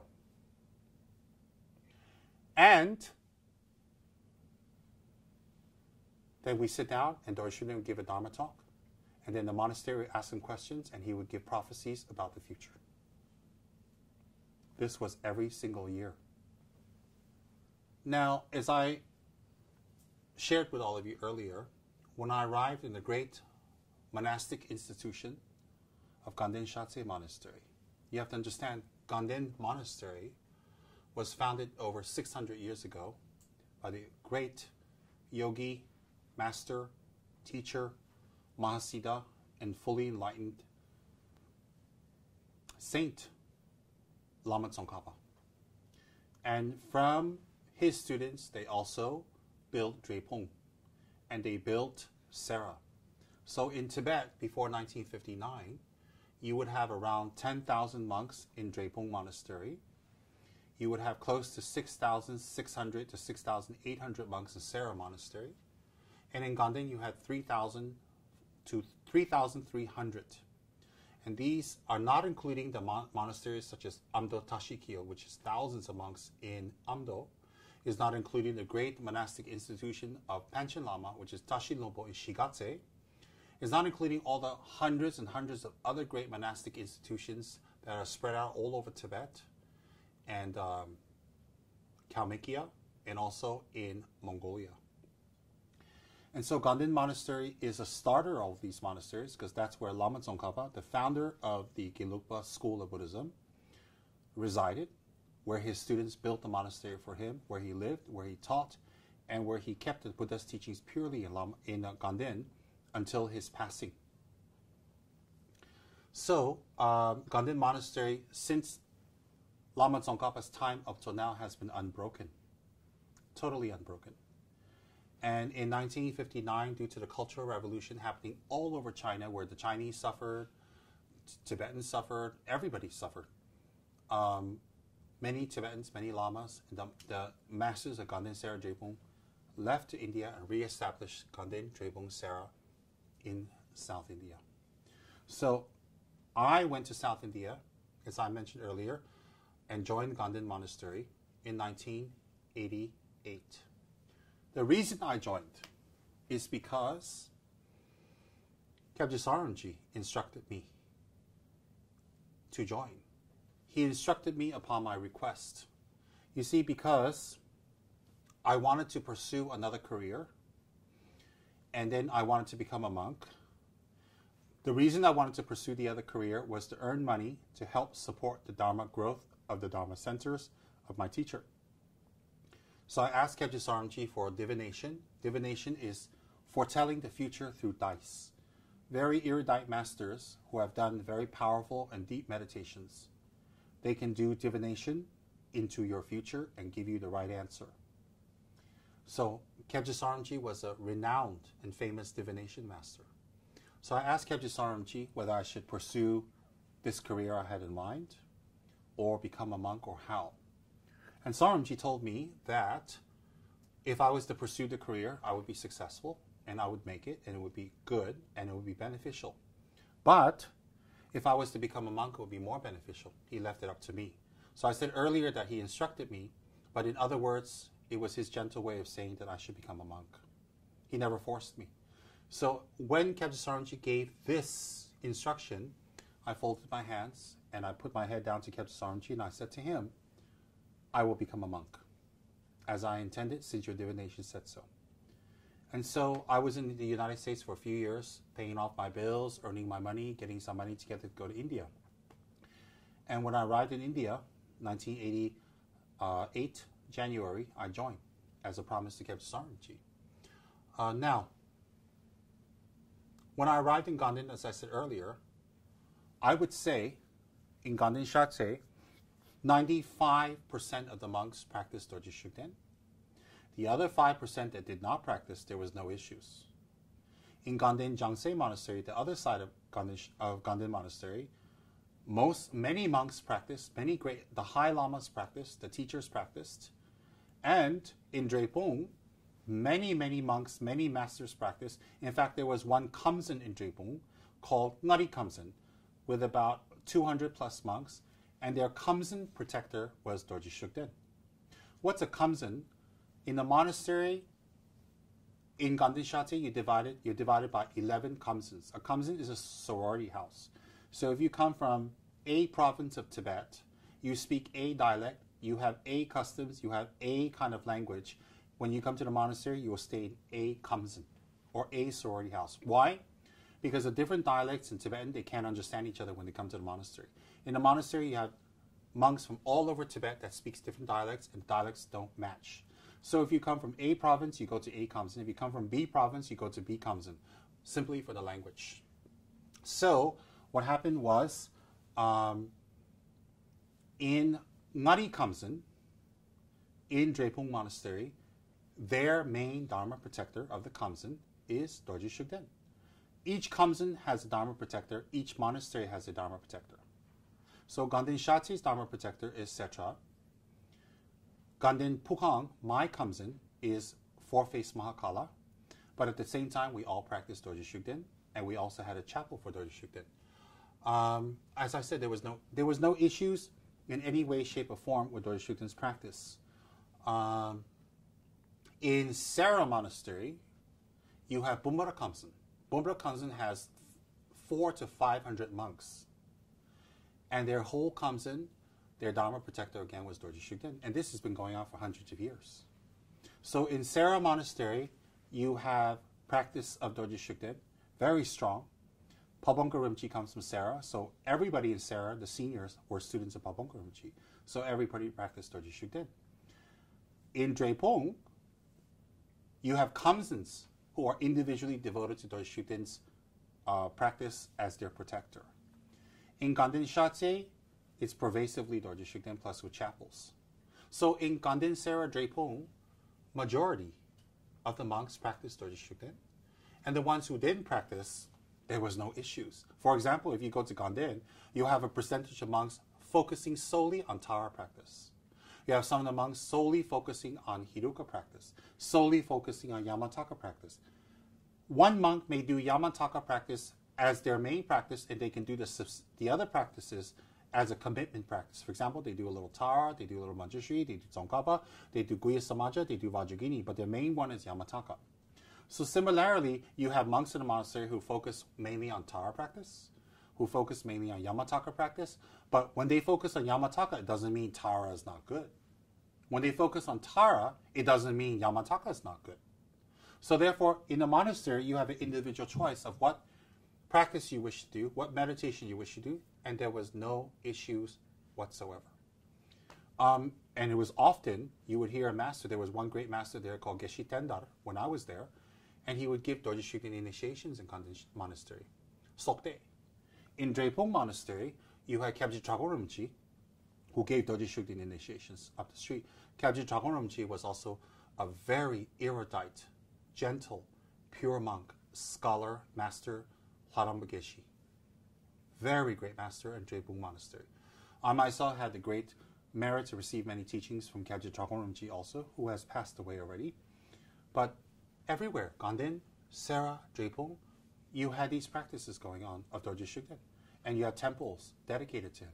And we do the pujas every single month. There was no issues. There was not one single word that Dorje Shugden would harm His Holiness Dalai Lama's life, that would harm the Tibetan cause, that would harm other people or bring damage. Nobody in Los Angeles, in Tibetan Darjeeling, nobody in Ganden, nobody in Ganden Shatse, certainly nobody in the monastery I belong to, Ganden Shatse, ever prayed to Dorje Shugden to hurt the Nyingma sect, to hurt the Dalai Lama. How could we? How can anyone even think that? To hurt another lineage, another practice. And that if you practice Dorje Shugden, you need to put down the Nyingma teachings, disrespect the Nyingma teachings, or put down other sects. No such thing. Not one single monk in Ganden Shatse Monastery that I belong to talked negatively about the Nyingma sect, the Kagyu sect, the Sakya sect, or said that Dorje Shugden is against them, or that Dorje Shugden cannot, doesn't like them, or will harm them. Impossible. You have to understand, Ganden Shatse Monastery is 600 years old, founded and started by Lama Tsongkhapa, and it is a factory of erudite geshis. Over the last 600 years, do you know how many incredible geshis, teachers, masters, Ganden Tripas, Shapa Chögyes, Jangze Chögyes, Kensors, Tukuls, meditation masters, Mahasiddha that Ganden Shatse has produced? His Holiness Trijang Rinpoche is from Ganden Shatse Monastery, the root guru of the Dalai Lama. So, no one in Ganden Shatse Monastery, none of my teachers, none of the monks ever said, hey, let's do Dorje Shugden practice to hurt the Dalai Lama, to hurt Tibetan people, to hurt the Tibetan nation. No one ever said that we should practice Dorje Shugden to hurt the Nyingma teachers, the Sakya, Gelugpa, Kagyu teachers. No one. Do you think someone of Trijang Rinpoche's caliber, Soren Rinpoche's caliber, Kensur Jamba Yeshi, Kyabje Lati Rinpoche, Kyabje Zemer Rinpoche, do you think these great master of masters would be teaching in the monastery, oh, practice Dorje Shugden so we can shorten the Dalai Lama's life, so we can destroy the cause of Tibet, so that we can get money from China? What is all this talk about money from China? As an 18-year-old young boy in Los Angeles, California, that did not speak a word of Tibetan, that's never been to India, never been to Tibet, never been to China, never been to the Far East, never traveled anywhere in the Far East in my adult life, in Los Angeles, meet Saramji, get initiation of Dorje Shugden, and I'm being paid by the Chinese government to practice?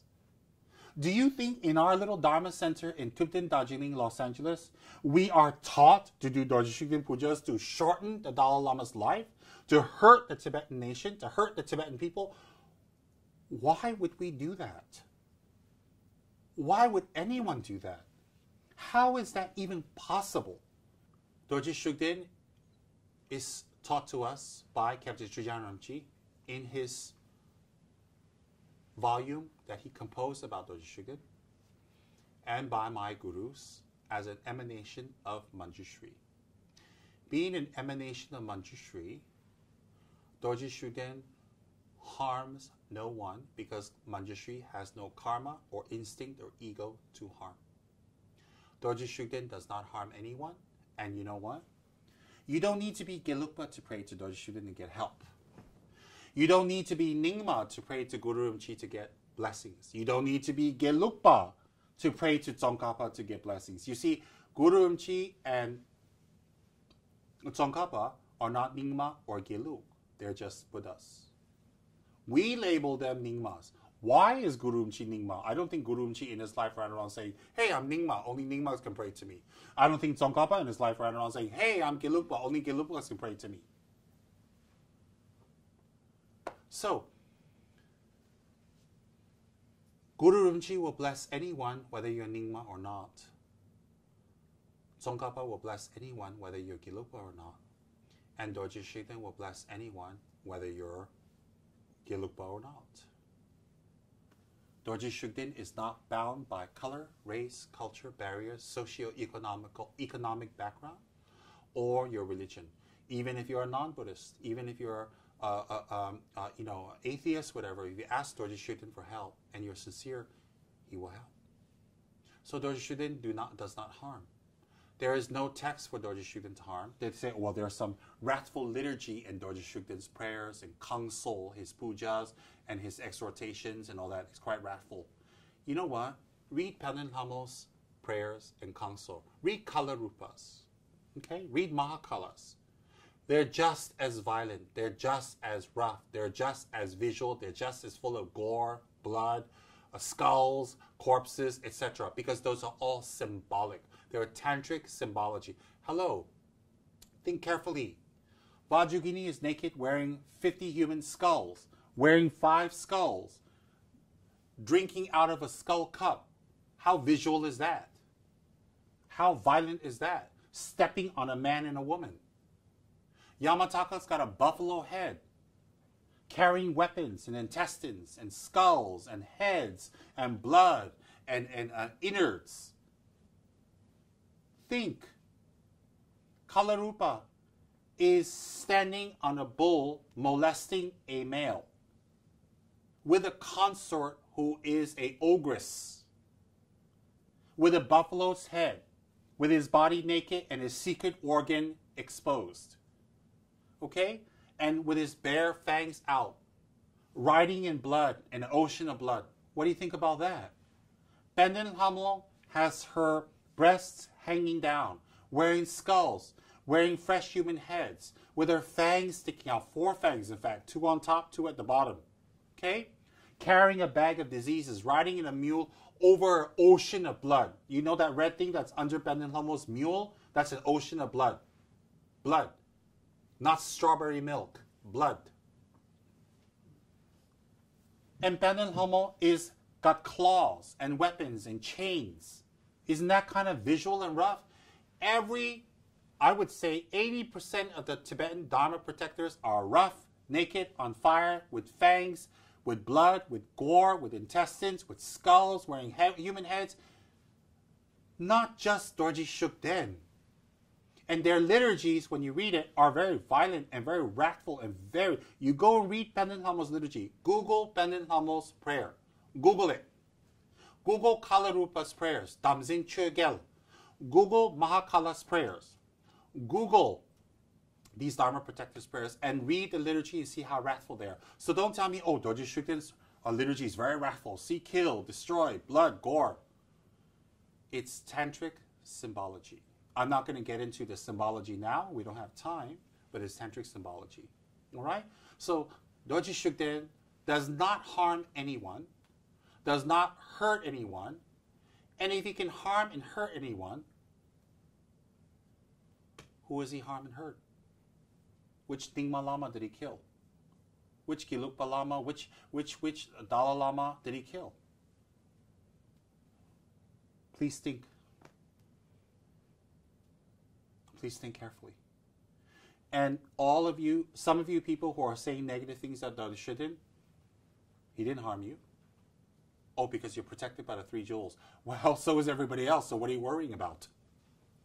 Everybody who took refuge in the 3 jewels cannot be harmed by any demon or spirit of Dorje Shugden, so what are you worried about? You don't even need to talk about it. So Dorje Shugden does not harm anyone, and he helps everyone, and he assists everyone. And guess what? You owe him nothing except the transformation of your mind to be a better person.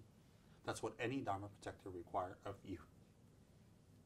To say the Nyingma Lamas can be hurt by Dorje Shugden, to say the Dalai Lama can be damaged or his life shortened by Dorje Shugden, in the monastic debate courtyard, you will be defeated within a few minutes with logical debate. How can a great Nyingma master, any great Nyingma master, be harmed by a spirit, a ghost, an evil being? If they can be harmed by evil being, a ghost or spirit, then they're not great masters, are they? We go to great masters to seek refuge. We go to great masters to receive teachings. We go to great masters to protect us from harmful beings. So if these great masters can be harmed by evil, negative beings, then they're not great masters. They're not attained. Then that means Dorje Shugden can hurt the Buddha himself, can hurt Tsongkhapa. We believe the Dalai Lama is an emanation of Avalokiteshvara. I believe that. I still believe that. I've always believed that, and I will die believing that. Are you telling me that Dorje Shugden, if we want to assume him to be a negative spirit, can harm Avalokiteshvara, the Dalai Lama, can shorten his life, can destroy his work, can be a damage to what he wishes to do? Think about the ramifications of that type of statement to run ignorantly around saying that. If the Dalai Lama, if His Holiness, the Dalai Lama, can be harmed by Dorje Shugden, then we might as well not practice Buddhism anymore. If His Holiness, the Dalai Lama, can have his life shortened by a so-called evil spirit, any evil spirit, then can he be Avalokiteshvara? So on one hand you say, we say, I say, everybody says he's Avalokiteshvara. On the other hand, you're saying that he can be harmed by evil spirit. Which one is it? Can he be harmed by evil spirit, or is he Avalokiteshvara? Do you think Avalokiteshvara, Manjushri, Vajrapani, Tara all take refuge in something else and protect themselves from Dorje Shugden? How illogical is that? How illogical of people to say His Holiness the Dalai Lama can be harmed by an evil spirit, any evil spirit, or Dorje Shugden, evil spirit. How is that possible? Then, the Dalai Lama has a very high status. He is the spiritual and secular leader of the Tibetans for hundreds of years since the Great Fifth. So the current Dalai Lama, the current great manifestation of compassion, Dalai Lama, is believed and is respected by Tibetans to be the secular leader, the emanation of Avalokiteshvara, a great erudite master, a great pension, a pandita, which he is. And he can be harmed by evil spirit? So when people on the internet say things like that, do you know that you're indirectly degrading the Dalai Lama? You're indirectly degrading enlightenment or the attainments of a high being? Now, in the teachings by Buddha, even in the Vinaya Sutras for monks, if you become a monk and you hold your vows well, your vows, even as a simple, ordinary monk like myself, cannot be harmed by any evil spirit. And if someone is being afflicted by an evil spirit, a monk may take his Zen, this is called a Zen, the upper robe of a monk, and if his vows are intact, he may take this robe and place it onto the person, and that spirit will not be able to remain and must run. Because the power of the vow of the Sangha, the power of the vow of the monk, is very pure. So when he covers that person will be protected.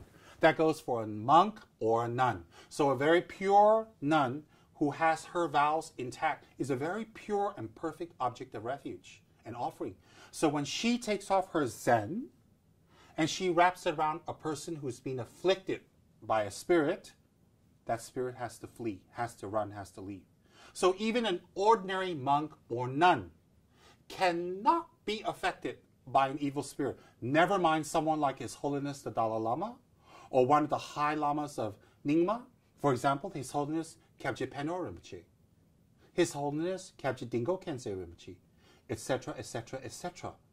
Do you think His Holiness the Dalai Lama His Holiness Kyabji Dingo Kenze Rinpoche, His Holiness Kyabji Penaramji can be harmed by Dorji Shukden or any evil spirit? Do you want to keep proliferating this type of ignorance and downgrading their attainments and putting down who they are?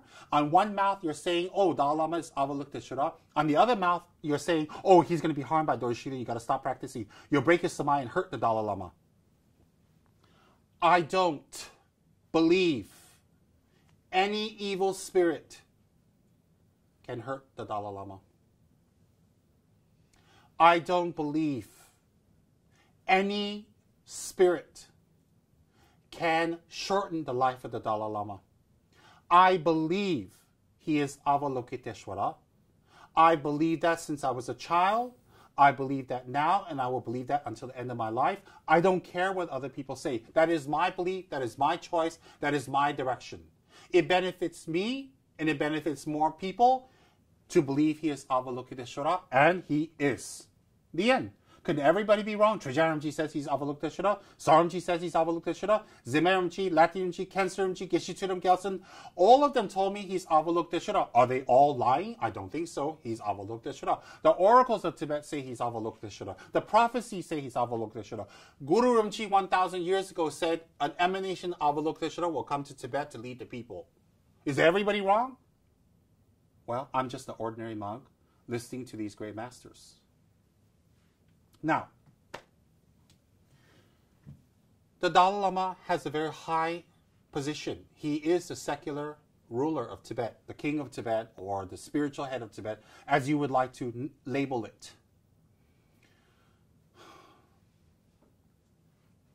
His status is very high because that's the prayers he has made in his previous life to come back to benefit others in that kind of position.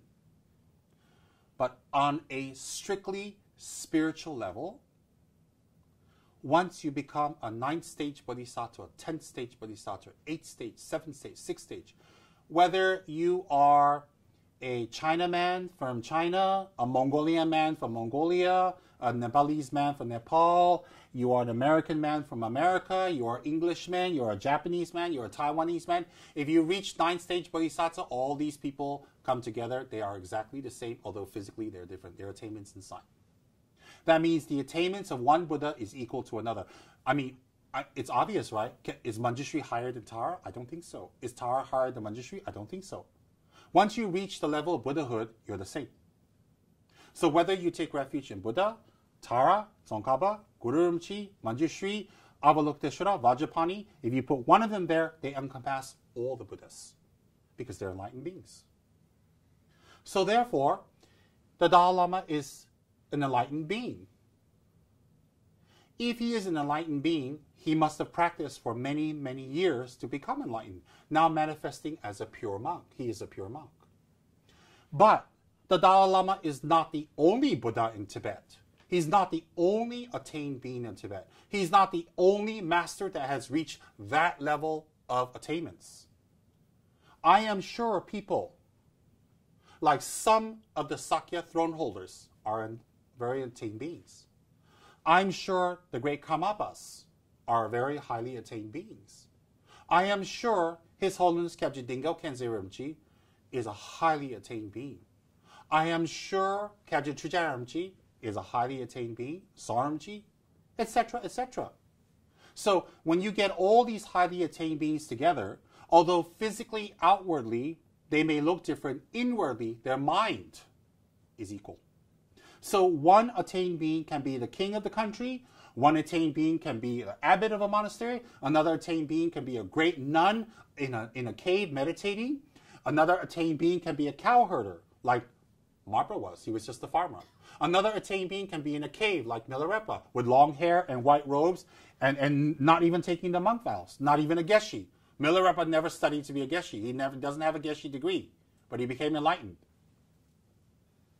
So whether you are an ordinarily, you are a being manifesting in an ordinary form, as a cowherder, as an abbot, as a nun, as a monk, as a church practitioner, as a yogini, as a yogi, as an abbot, as a Ganden Tripa, as a Sakya Trinzen, as the Dalai Lama, as the Panchen Lama, You have to understand, the outside is different, but the inside is exactly the same.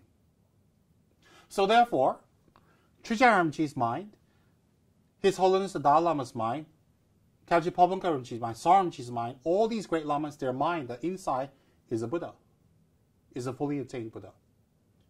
But in the outside, one person manifests as a leader, one person manifests as a teacher, one person manifests as a abbot or Ganden Chiba, whatnot, and so on. That's just the outer manifestation. A Buddha who is a farmer, a Buddha who is the king of a country, when you put them together, they're equal objects of refuge. They should be shown the equal respect. They should be shown the equal amount of body, speech, and mind respect. Equal. It doesn't matter if one is a cowherder and one is the king of a country. If they're a Buddha, they're a Buddha. For example, whether it's Tara or Manjushri, you must show equal respect. Equal. Whether she's female and she's a lady, oh, maybe that's inferior. That's completely wrong. Number one, women are not inferior. They're equal or even better in some cases.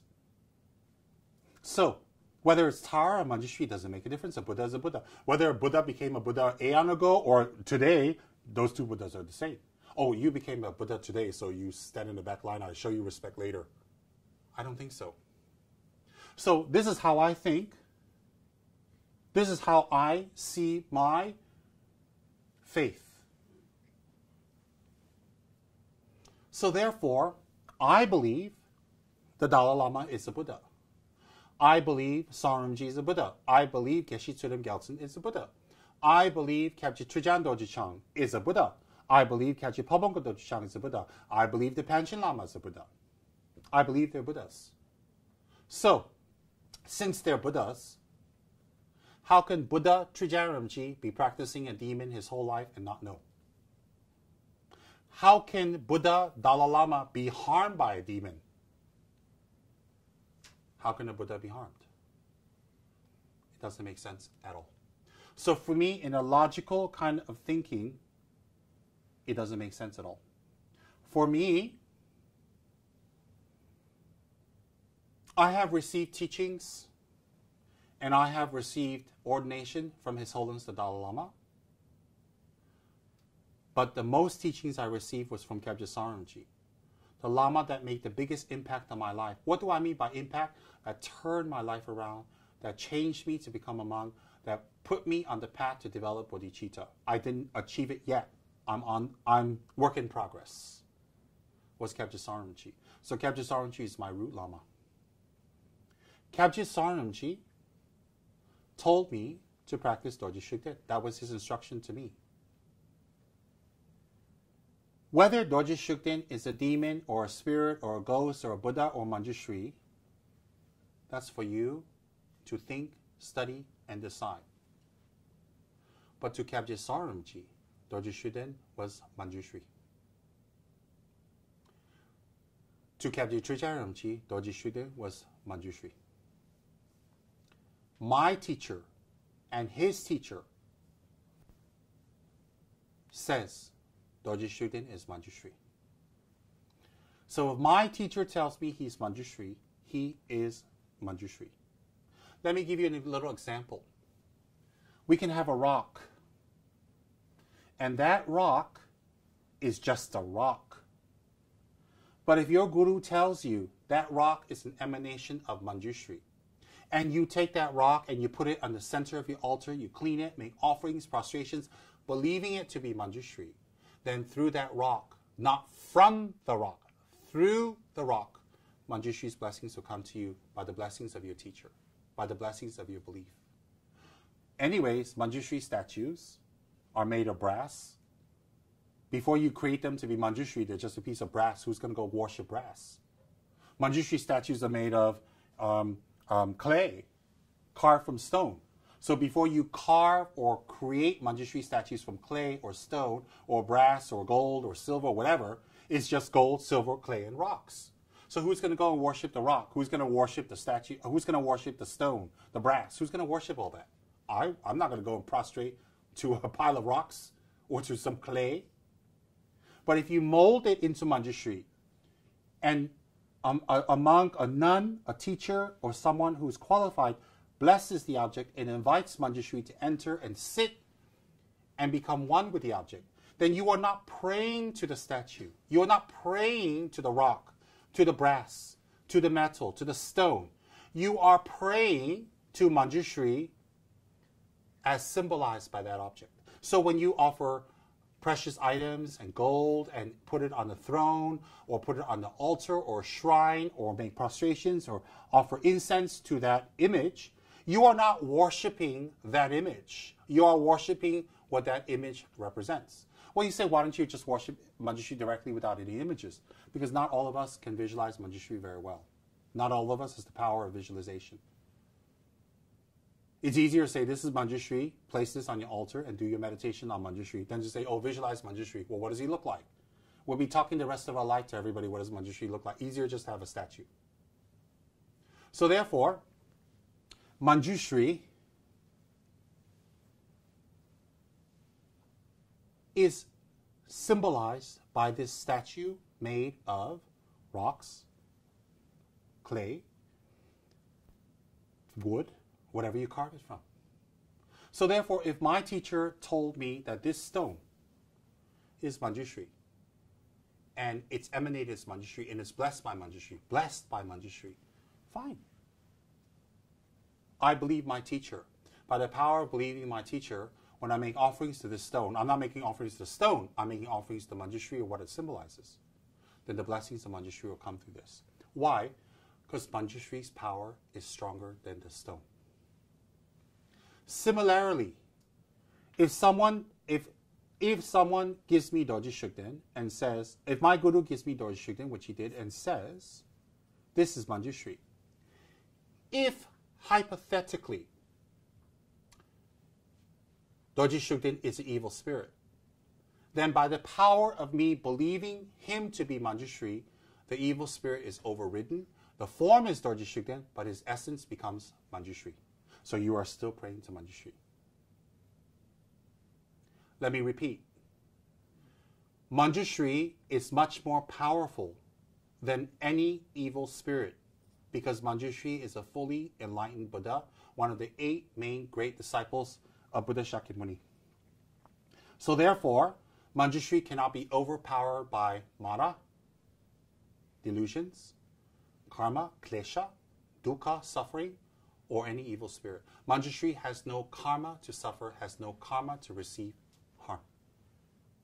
Therefore, no evil spirit can harm, damage Manjushri. That is why we can go to take refuge in Manjushri, who is free from samsara's fears, free from samsara's clutches. He's a Buddha.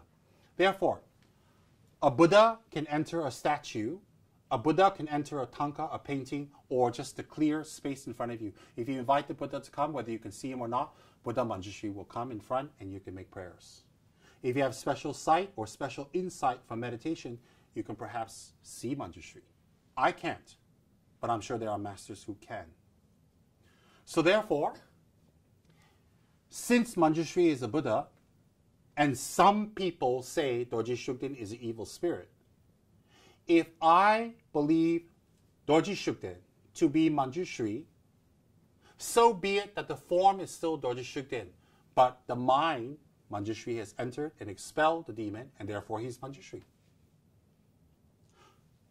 Manjushri can emanate as a woman, as a man, as a boat, a captain. He can emanate as a bridge. He can emanate as, a piece of potato. He can emanate as a cup, as a table. He can emanate as a great teacher, God named Tripa. He can emanate as the king of China. He can emanate as a great lama, a great teacher. He can emanate as a Buddha, a bodhisattva, a yidam, yamantaka. He can emanate as Dharma protector, Kalarupa, Dorje Shugden, Mahakala. He can emanate in any form he wants. There is no limitations to what Manjushri can emanate. So don't put limitations on an enlightened mind. So therefore, if Manjushri can emanate in any form, why not as Dorje Shugden?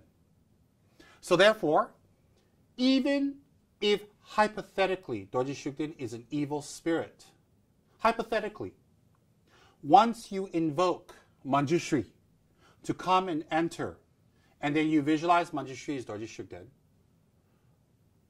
then it's not Dorje Shugden, the evil spirit anymore, it's Manjushri. whatever the outer form is. Similarly, you can invite Manjushri to enter a rock. It becomes Manjushri. It's your belief. So therefore, why visualize Manjushri as Dorje Shugden when you can visualize Manjushri as Manjushri? Good question. I'm not visualizing Manjushri as Dorje Shugden. Dorje Shugden is an emanation of Manjushri, recognized by the great lamas for the last 400 years. Now, in Tibet, in the last century, within the Gelugpa school of Buddhism, the most influential teacher, the teacher of teachers, is Kyabje Palbongka Rinpoche, Kyabje Driyang Rinpoche, and Kyabje Song Rinpoche, with a whole slew of other teachers.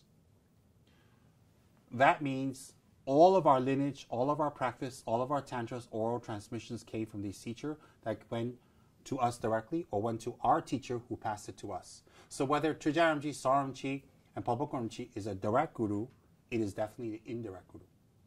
So when you start saying that Trijang Rinpoche, Palbongka Rinpoche, and Song Rinpoche are practicing a demon, you are saying they're not enlightened.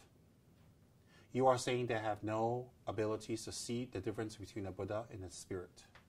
You are saying they're unqualified. You are saying that they broke their refuge vows. You are saying that they have lost their Vinaya, Pratimosha vows. They have lost their Tantric vows and Bodhisattva vows. You are in fact saying that Trijang Rinpoche, Song Rinpoche, and Palbongka Rinpoche, our lineage masters, our teachers, are failures. And that when they died, they went to the 3 lower realms for practicing a spirit. Now, if Trijang Rinpoche practiced Dorje Shugden until he passed away, which he did, he broke his refuge vows, he practiced the spirit, he should be going to the 3 lower realms.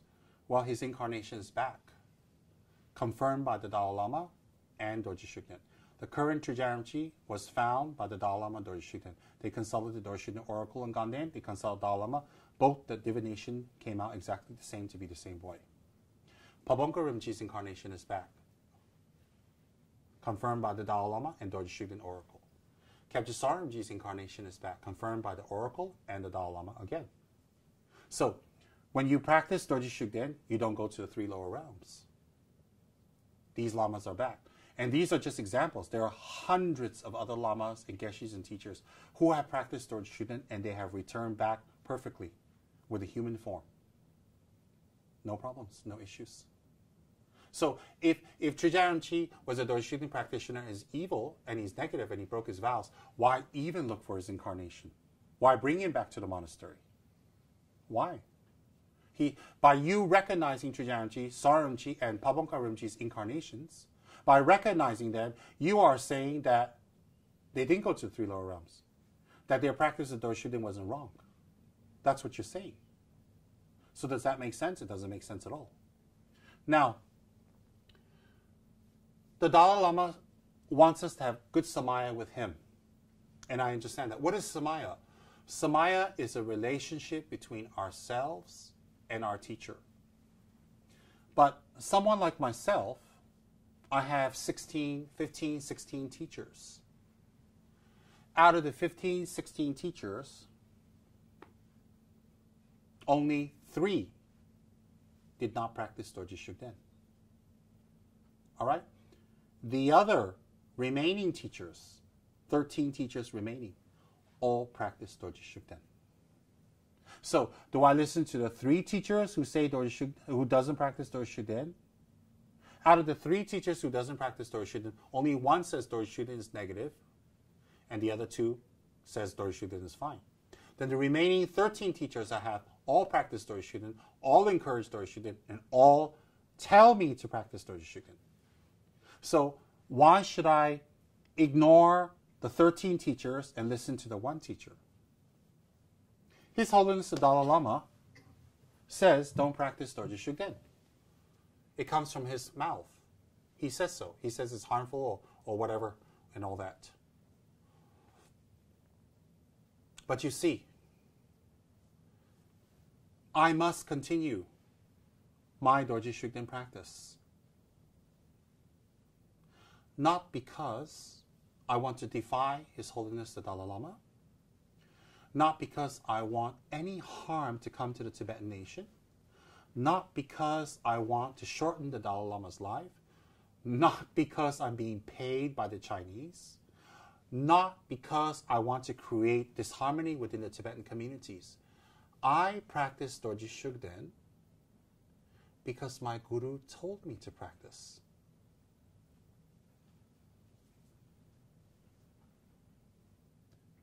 And I have sworn on oath, tantric oath, to my guru to practice Dorje Shugden. The Dalai Lama may be a great king and great master and great pandit, which he is. But he doesn't have the authority on a spiritual level to override what my guru has given to me. I don't mean this in a disrespectful way. My guru may not be the king of Tibet, but he's the king of my heart. He's my Buddha. The Dalai Lama may have millions of followers around the world, and my guru, Saramji, may have 100,000 followers. Just because one guru has more followers doesn't mean I abandon my guru and follow the guru with more followers. I mean, how do you judge which guru is right or wrong? Based on their fame? How many students they have? How wealthy they are? How big their house is? I don't think so. Whether, according to Ashvaghosha, whether our guru lives in a cow hut with 2 students, a wife and some kids, and a couple of cows, or whether your guru is a great lama in the monastery sitting on a high throne, they're equal in your meditations. So if our gurus are equal in our meditations, then in life we must treat them equally also. So if I give up Dorje Shugden's practice, then I'm telling the whole world Saramji is wrong. I don't trust in Saramji. Because how can I take 10 parts of Saramji and take 1 part away and say the other 9 is still good? I'm immediately saying that he is wrong. If I give up my Dorje Shugden practice, then Saramji is wrong. Then Trijaramji is wrong. Then therefore that would lead me to believe that the practices, the lineage, the oral transmissions, and everything else they gave me is wrong. Because why? They practiced Dorje Shugden, so they lost their vows, they're evil, they're bad, they went to the 3 lower realms, so naturally whatever they gave me is also wrong. If that is wrong, why continue practicing? Why? Now, if I give up Dorje Shugden and run along with the other people who says, oh, you know, I gave up Dorje Shugden, now I'm clean, I'm good, I'm pure, I'm okay. Instant fame overnight. Go for the Dalai Lama's teachings, go take pictures with the Dalai Lama, hang out in the Dalai Lama's palace, and attend. That would be beautiful. I mean, that would be such an incredible honor. But you see, I can't give up my guru for another guru, ever. I'm not paid by the Chinese. I have no contact with the Chinese government. If they wanted to give me money, I'll take it. I'll use it for good things. Help old people, build hospitals. I'll do good things with it. I don't get anything from the Chinese government. There's never been once I prayed to Dorje Shugden in the last 30 years. May the Dalai Lama have a short life or be harmed, or may Tibet lose out. May people be harmed. May the Nyingma Lamas die. May the Nyingma lineage crash and suffer. Not one time have I ever prayed for something like that. So, people on the internet write, oh, Tsem Tukul is not a Rinpoche anymore because he practices Dorje Shugden. My goodness, how did I become dethroned overnight? You mean these people can override the Ganden Tripas, can override the abbots, can override the oracles to say I'm not Tsem Rinpoche anymore just because I practice Dorje Shugden suddenly? Who are they? Faceless people behind a computer screen writing not nice things to other people. And then Tsem Rinpoche prays to a devil Shugden. The devil Shugden? I'm not praying to any devils. I'm praying to Shugden, not a devil. Because if you're right, Trijaramji Saramji is wrong. Now remember the ramifications. If Trijaramji is wrong, the Dalai Lama is wrong. Why? If one Lama can be wrong, another Lama can be wrong. If we want to go down that route that our gurus can be wrong, then the Dalai Lama can be wrong. All the gurus can be wrong. We don't need to practice. Just give up everything and go to the beach. Do we want to go down that route?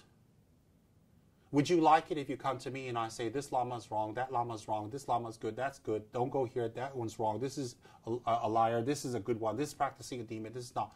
Or would you like to me to tell you, you practice who you like, you check out your Lama, and you follow all the way, develop a good heart.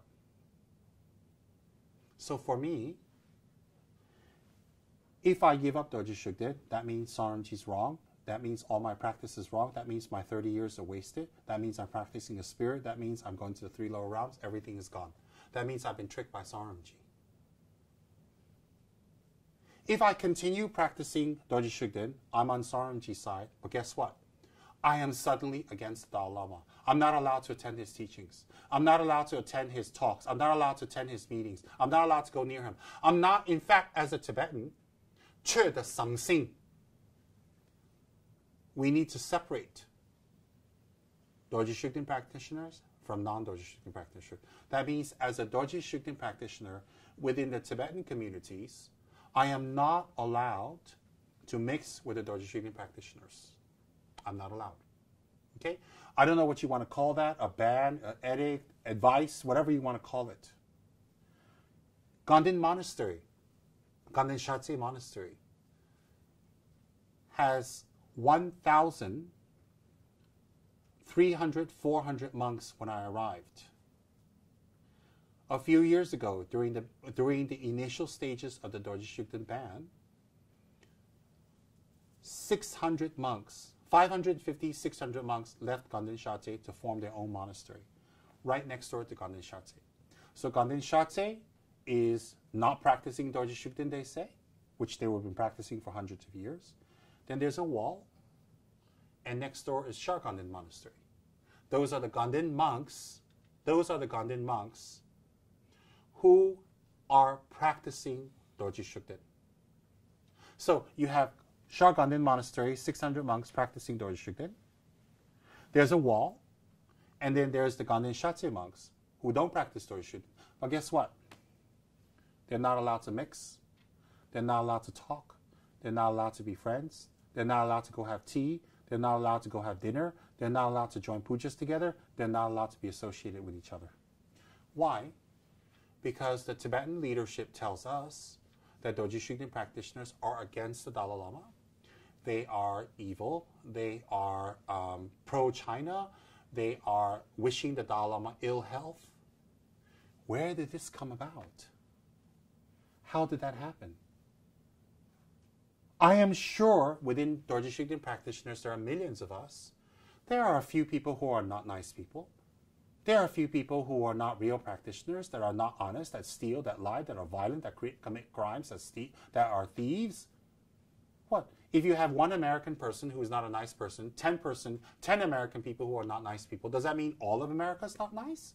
Does it mean that as soon as you see an American, so if you see 10 American people who are thieves, who are liars, who are rapists, then all Americans are rapists, all Americans are liars, all Americans are bad.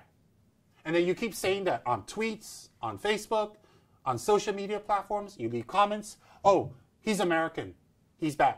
He's American, he's bad. He's American, he's a rapist. He's American, he's a rapist. My grandmother is an American, she's a rapist? Hello? My grandmother is an American, well, was before she passed away. Is she a rapist? I don't think so.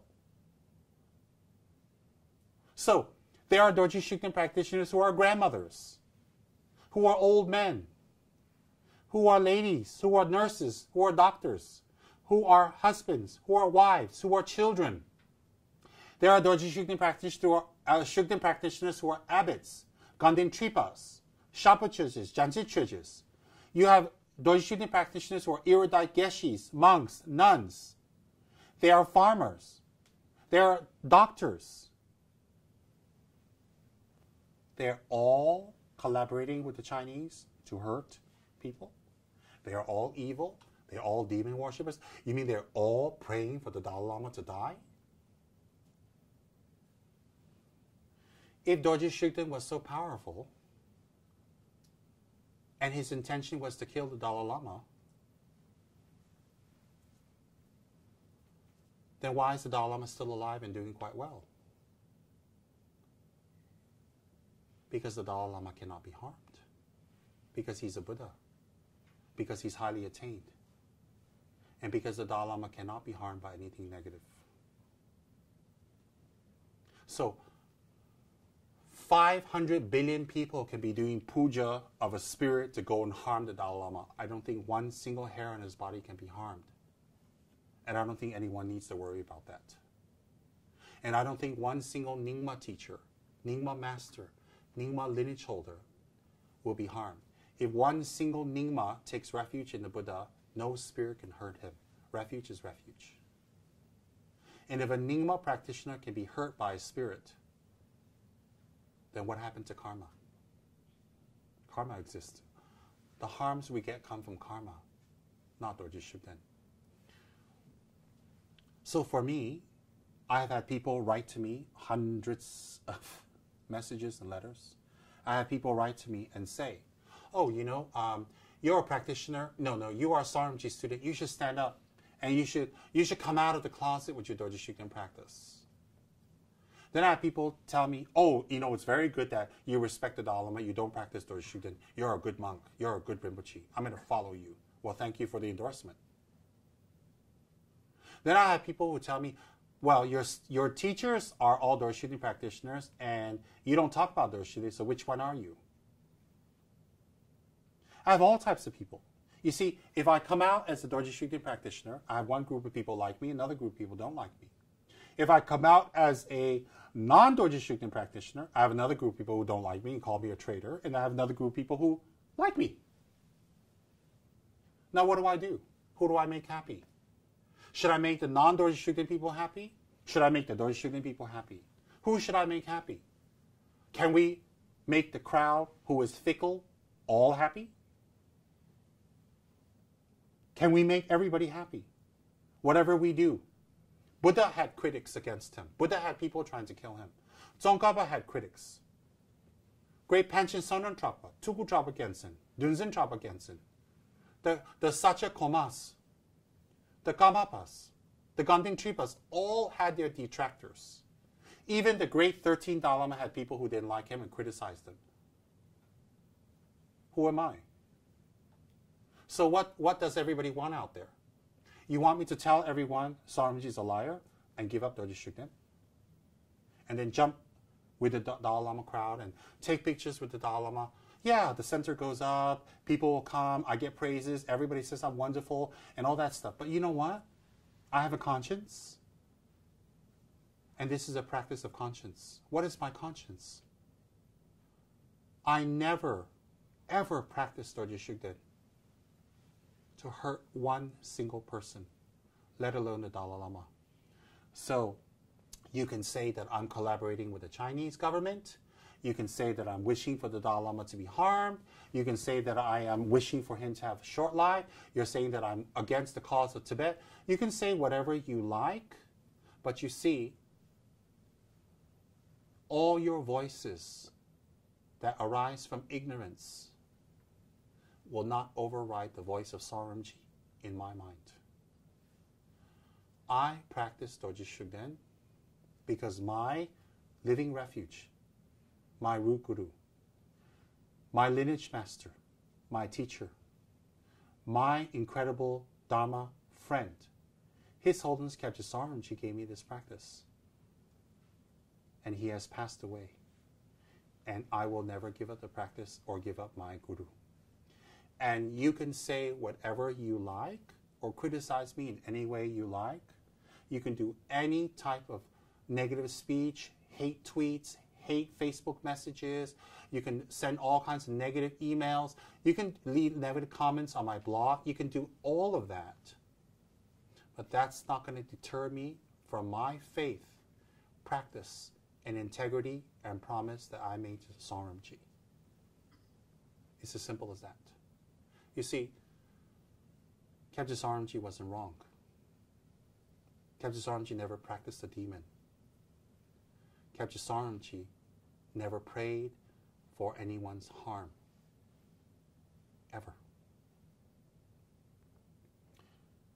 So, I would love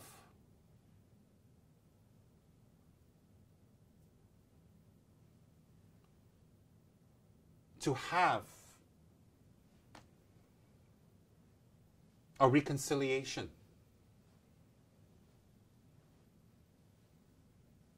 between the Tibetan leadership and the Dorje Shugden practitioners that number in the millions. When I say number in the millions, I kid you not. I am part Tibetan. I know the monasteries. I speak Tibetan. I'm in contact with many monasteries. I'm in contact with many teachers, geshis, lamas throughout Tibet, India, Nepal, around the world. I have been for many years. This is my people. This is my world. This is my territory, if I may say so. I'm in contact with all of them. Even one monastery in Kham commands the allegiance of hundreds of thousands of disciples who, when they have a special event, they come to the monastery for it. So therefore, there are millions of Dorje Shugden practitioners around the world. And within the Dorje Shugden practitioners, there are bad people. There are thieves, robbers, rapists, liars, false teachers, false monks, people who have no integrity. There are some.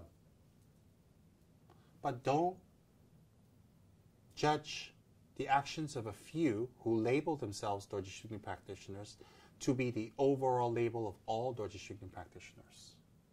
That is wrong.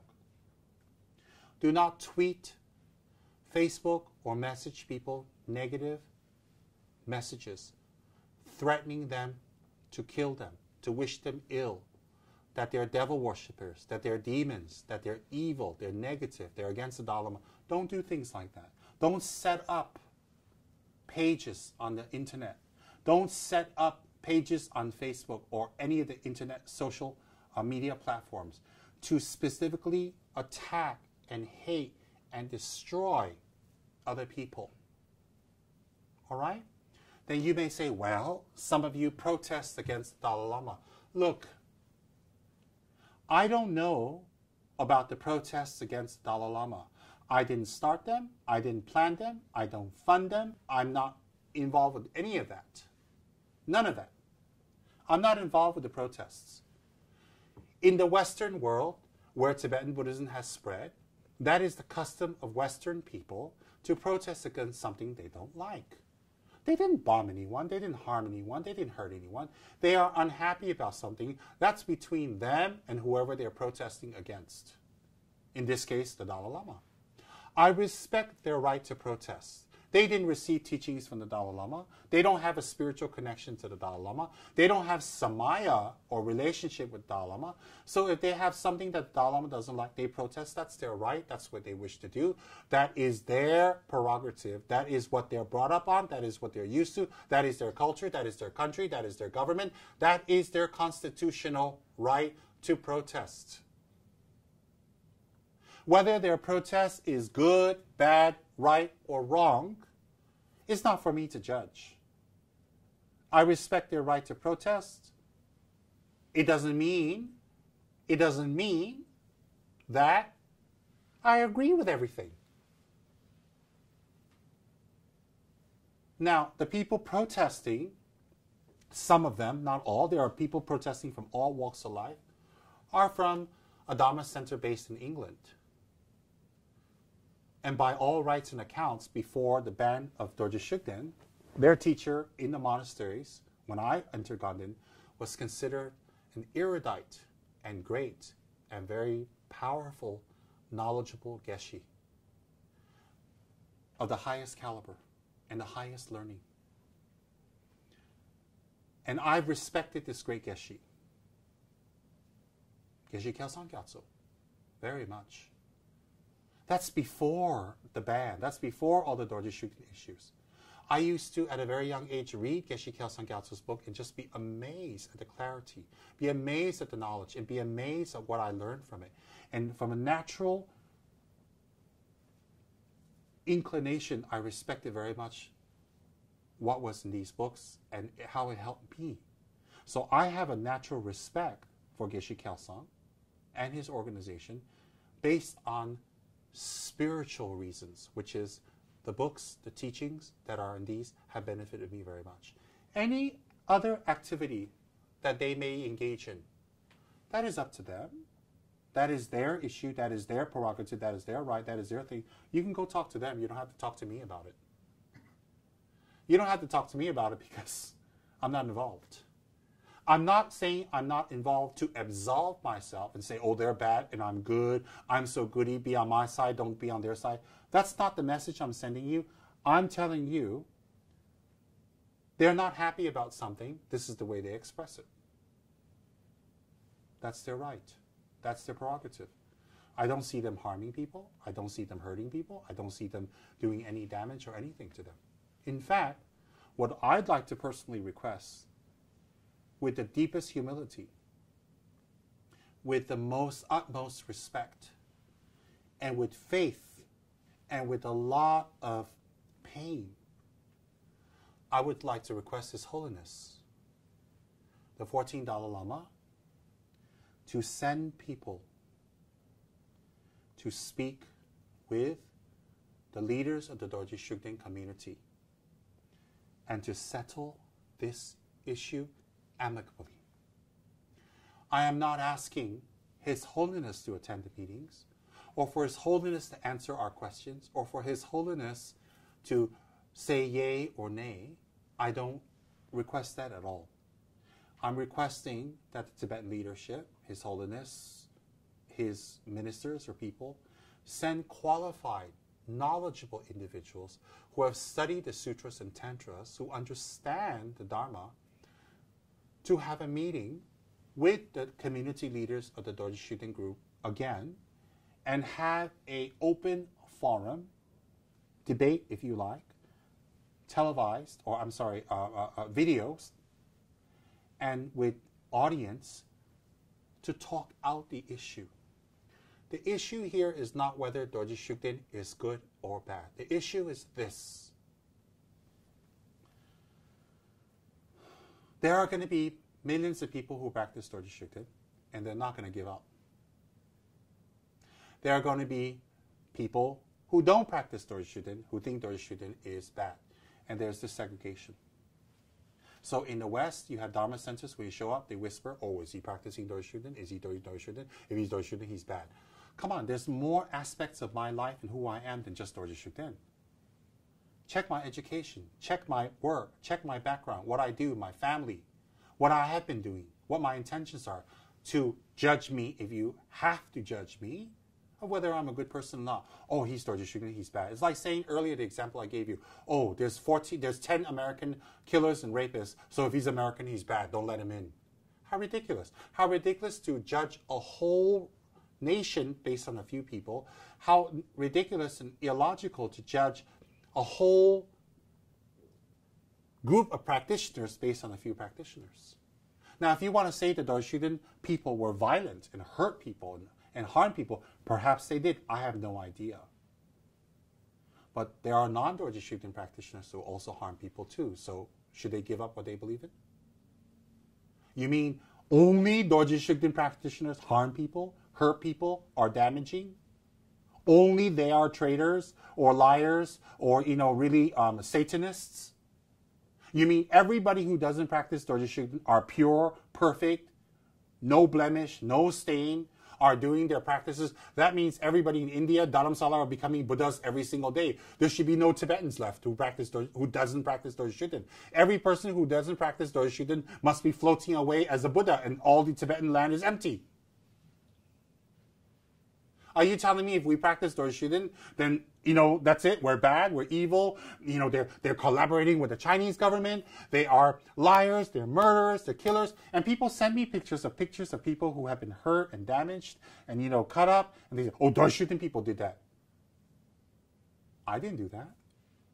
I'm a Dorje Shugden person. I didn't hurt anyone. I didn't beat up anyone. I didn't kill anyone. I didn't blow up anyone. I didn't get any money from the Chinese. I didn't do any of that. So why are you telling me all that? It's not good for your karma. It's not good for your speech. It's not good for your practice. So, There are a group of people, and it's growing, that are practicing Dorje Shugden. And there's a group of people who believe Dorje Shugden shouldn't be practiced.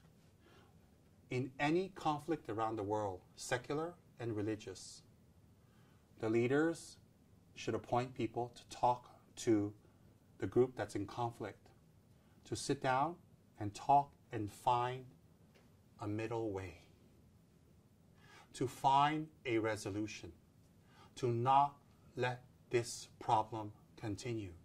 The separation, the pain, the anger, the fighting, the vulgar language, the threats, the accusations. This must stop because it's harming Buddhism. It's harming Tibetan Buddhism. It's harming the good name of the Dalai Lama.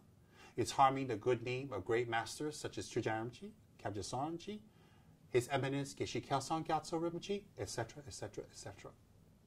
Their good name should not be harmed. We're all on the same side.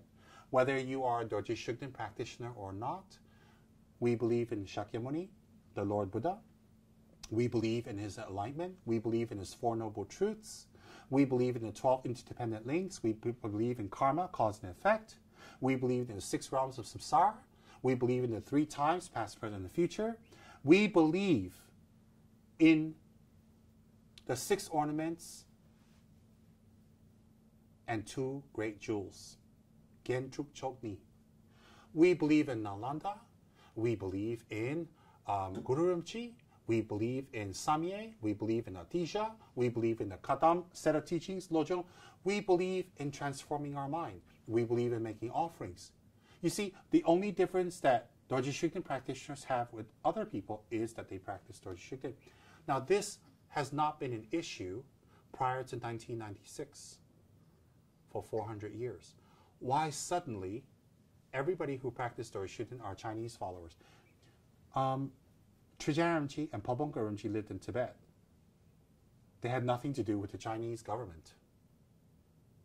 So what? And I don't think Trungpa Rinpoche and Pabongka Rinpoche murdered anyone. I don't think they collaborated with the Chinese government. I don't think Trungpa Rinpoche every day prayed that the Dalai Lama would die. His own disciple, his own student. On one hand, he's giving teachings to the Dalai Lama every day. On the other hand, he's praying Dorje Shugden may Dalai Lama die. Does that make sense to anyone? So you're saying that from 1996, when the ban started, till now, Dorje Shugden practitioners are collaborating with the Chinese government. They're harmful. They're evil. They wish Dalai Lama to be harmed. They wish that Tibet doesn't reach its purpose or goal, whatever they want for their country. So prior to 1996, when Dorje Shugden has been on the scene for 400 years, what were those people praying? Doesn't make sense. So therefore, let me repeat. I am sure there are so-called Dorje Shugden practitioners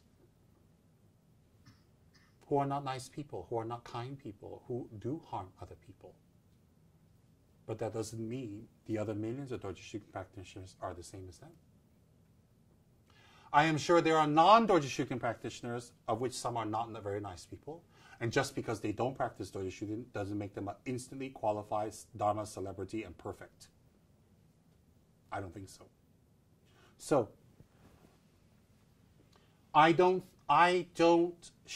have not written or said anything negative about the Dalai Lama in the 30 years that I've been teaching Dharma. And if I'm alive for the next 30 years, you're not going to hear anything negative from me about the Dalai Lama. Let me tell you why. Because he's one of my gurus. And I receive ordination and teachings from him. It may be easy for some of you to criticize the Dalai Lama and say things against him, but I can't. You see, according to Ashvaghosha, I can't. According to Ashvaghosha, if I have a few gurus and their views conflict and even are opposite, I pick the view that benefits me the most, that creates a less conflict in my mind, and I follow it without criticizing the other guru that has an opposite view. So one guru tells me to practice A, the other one tells me B, then I practice A or B. If I choose B, I don't criticize A. That's what Ashwagosha tells me in the 50 verses of Guru devotion, Guru Panchasika. So therefore, I don't say negative things against the Dalai Lama because I still have Samaya. You see, my priority in life is not to be in your good books. My priority in life is not to attend a Dalai Lama after teaching party and mingle with the who's and take picture with all their holinesses and then have all my hat on and then show up here and then put my picture there and tell you, oh, I'm so holy, I went to an after Dalai Lama teaching party. My goal in life is not to fight for a country or fight for some political ideology. I'm not interested in that. I have put on the robes of Shakyamuni. I have shaven my hair. I have taken on the vows of a monk. My sole intention in life is to practice the Buddha's teachings, gain compassion, kindness, if possible bodhicitta, and a correct view of emptiness, and to transform my mind that the negative situations that I perceive become positive situations and stop perceiving them as negative. My intention in life is to have Guru devotion and do the practices my teacher gave me, of which one of them is Doji Shuden.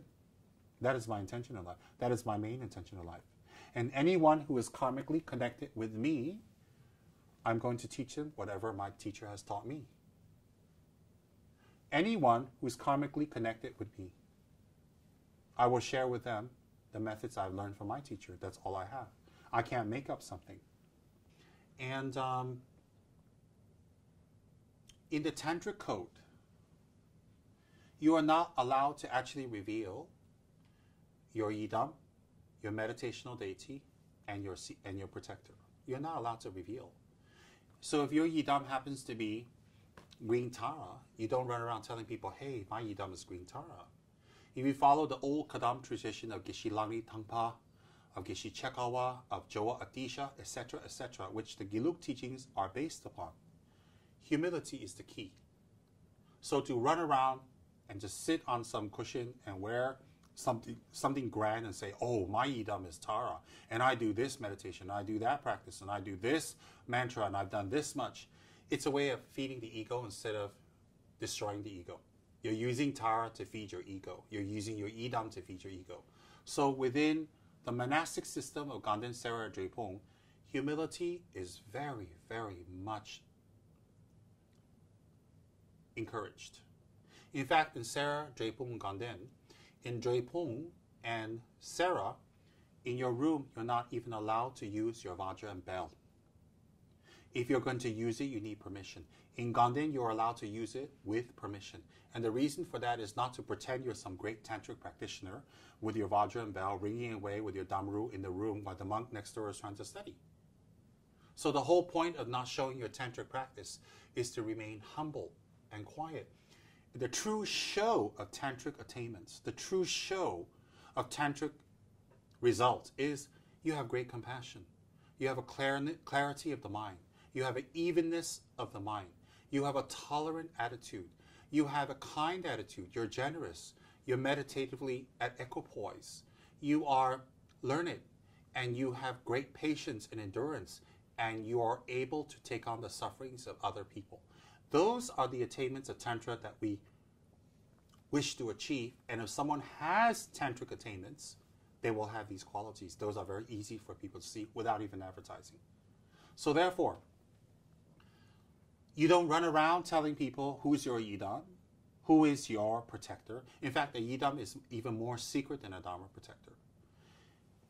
Cancer Jampa Yeshe Rinpoche told me once, if we are even to hold or keep or exhibit a picture of our yidam, for example, if our yidam is green Tara, we should have a green Tara picture, photo, or statue covered up and put away in a cupboard where no one can see and think this is my yidam. And then we have a duplicate picture or tanka or statue to be displayed, but think that's not the one being displayed. So in that way, you can even display your tantric deity, your yidam, and your protector practice. And if you go to the Tibetan monasteries, the traditional ones, you'll see that they have a separate room for the yidams, and they have a separate room. Example, in many of the gongkangs, they have Yamataka, Guya Samaja, and they have Chakra Sabara, separate. And along with that, next to that, they have the protector chapels. And the protector chapels are pretty much covered up. Even the deities are covered up. The faces are covered up. Because the key is secrecy of practice. Secrecy of practice is said to confer higher and quicker attainments. The reason is because when you don't have ego, then it's easier to replace the ego with compassion. So therefore, I'm not hiding my Dorje Shugden practice. I'm not ashamed of my Dorje Shugden practice. People saying, wow, you know, you hide your Dharma practice, and then we all knew, and then now we're going to make you come out. No one made me come out. No one can force me to talk about what I don't want to. You see, your tantric practice, your tantric yidam, and your tantric deity and your protector are meant to be secret according to tantric codes. And if anybody's running around on the internet, on social media, advertising their deity and is this and this and this and this, and very obvious about it, then you create hindrances to your tantric practice. So now, why am I telling you I received Dorje Shugden's initiation? Why am I telling you that, yes, I practice Dorje Shugden? It is not to show off. In fact, perhaps I'm inviting more problems for myself. Why am I speaking about it? Because I've seen great sufferings created by the segregation of this ban against Dorje Shugden. I've seen my Dharma brothers and sisters separated. I've seen families separated. Mothers won't talk to their kids who practice Dorje Shugden. I've seen monks separate in the monasteries in the hundreds. I've seen old monks cry and wish they had died years ago before the ban came. I've seen friends split up. I've seen myself with people I've helped on the internet. People I've sent gifts to, people that I've given advice to, people I've given a spiritual solace to on the internet. And suddenly when I practice Dorje Shugden, they find out they cut me off, they unfriend, and they just disappear. My practice of Dorje Shugden had nothing to do with the help that I rendered to you out of good faith, with good motivation for you. So for you to unfriend me doesn't make me feel bad in any way. It actually reflects who you are, which is when something's not right, you just abandon the person immediately. That's not how I operate. But it's okay. I've got enough friends, I don't need so many friends. So my point is, I've seen families separate with my own eyes. I've seen teachers leave monasteries. I've seen people's houses being thrown with stones because they practice Dorje Shugden. I've seen people being threatened. I am threatened. I am threatened and told that I will be killed. I will be beaten. I will be poisoned. I am threatened. I am sent vulgar messages from people all the time because I practice Dorje Shugden. I see other people being beaten, being hurt. I see other people being ostracized and segregated. And you know, there are 24 Tibetan settlements throughout India. And there are over 150,000 Tibetans living in India alone. And I've seen with my own eyes that there are signages all over the Tibetan camps in the 24 settlements and monasteries, over tea houses, over restaurants, hospitals, public gathering places. If you practice Dorje Shugden, you may not enter. What are the ramifications of that? That's like in America when they say if you're colored, if you're not white, you can't drink from this fountain. You can't ride on the front of the bus. If a white person comes in, you're a black person, you have to get up and you have to give the seat to the white person. That's like saying that blacks should go to one school, whites should go to another school, and it's okay. It's not okay. You see, to put up a sign to say, if you practice this religion and you're not allowed in this restaurant and in this hospital, in this tea house, in this shop, in this government building. Yes, public, privatized businesses such as tea houses have the right to not serve anyone they wish not to serve.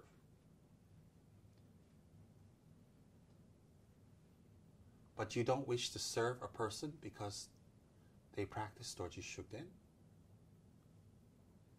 Dorje Shugden people are buried with you in the same graveyards. Dorje Shugden people share the same water, share the same building, share the same air. Are you going to be infected by them just because they're near you? Where does this go? So if they're Dorje Shugden practitioners, you don't marry them? You don't have dinner with them. You don't have you disown them. You don't show compassion. You don't show love because they practice Dorje Shugden. Where in Buddha's teachings did it say, if they don't agree with your view of religion, if they don't agree with Buddhism, if they don't agree with what you're thinking, or if they practice Dorje Shugden, where in Buddha's teachings show me that it says we can't associate with them? Where does it say that? People like to say, hey, the Tsongkhapa never talked about Dorje Shugden, so Dorje Shugden is not a practice we should talk about. Tsongkhapa never talked about Pandin Lamo, but we practice Pandin Lamo. Tsongkhapa never talked about many deities and many practices, but the other sects, the great Kaju, Nyingma, Sakya, they practice it. Tsongkhapa never talked about Vajakilaya, Dorje Purba. It doesn't mean it's wrong. So, when people say that it's not what Tsongkhapa taught, therefore it should not be practiced, show me where it says that if you practice Dorje Shugden, we should segregate you, that you're going to go to hell, that you're bad, that you're wrong. Show me. Show me where it says in the Buddhist teachings that everyone should have compassion, be allowed to have compassion towards, except for Dorje Shugden practitioners. Show me where it says that in the Buddha's Kangyur, the spoken words of the Buddha, and Tengyur, the commentaries. Please show me. Where does it say that? That if you practice Dorje Shugden, you should be separated. So when you go to these tea houses, government buildings, hospitals, when you go to these, I'm talking about the Tibetan ones, and they put up these signs, if you practice Dorje Shugden, you may not enter. What? If there's a Dorje Shugden practitioner next to you and he gets run over by a car and he needs medical help, you don't touch him, you don't help him, you don't assist him because he practices Dorje Shugden, because he's impure, he's unclean. Where do we stop? Where do we stop the prejudice and segregation because they practice Dorje Shugden? In history, there have been people that says if you practice this religion, that religion, we can't associate with you. The witch hunts of America and Europe. If you are not a certain Christian sect, we burn you at the stake. People believe that to be correct. We don't believe that to be correct today. People are people, and people are entitled to practice what they wish. So you may say to me, oh, there is no ban because what? You're all practicing Dorje Shugden. There is a ban. There is a ban because every day I receive threats. I receive negative, vulgar comments about my practice. And if you practice, you are automatically not clean and dirty and looked at with suspicion and not included. That's a ban. Now, that's not a ban. That's the ramifications of someone's advice to say don't practice Dorje Shugden. That's the repercussions. So therefore, for all these years, I don't talk about Dorje Shugden or my practice not because I'm lying or I'm afraid or I'm hiding. It's very simple. According to the Tantric Code, you don't talk about your spiritual practices, especially your Yidam and Dharma protector. That's one. Number two, my teachers have told me to remain quiet. And I consult the Dorje Shugden Oracle once in a while, a few times a year, for advice. His Holiness the Dalai Lama consults Nechung. I consult Dorje Shugden. Trijaramji, Saramji all consulted Dorje Shugden, so I follow in their footsteps of that tradition. And I personally have gotten very good results from consulting the Oracle of Dorje Shugden. And every time I consulted Dorje Shugden in the last 20 years through 5 different oracles, qualified oracles trained by Trijaramji, there has never been one time where Dorje Shugden has said one single negative word against the Dalai Lama or the ban or anything.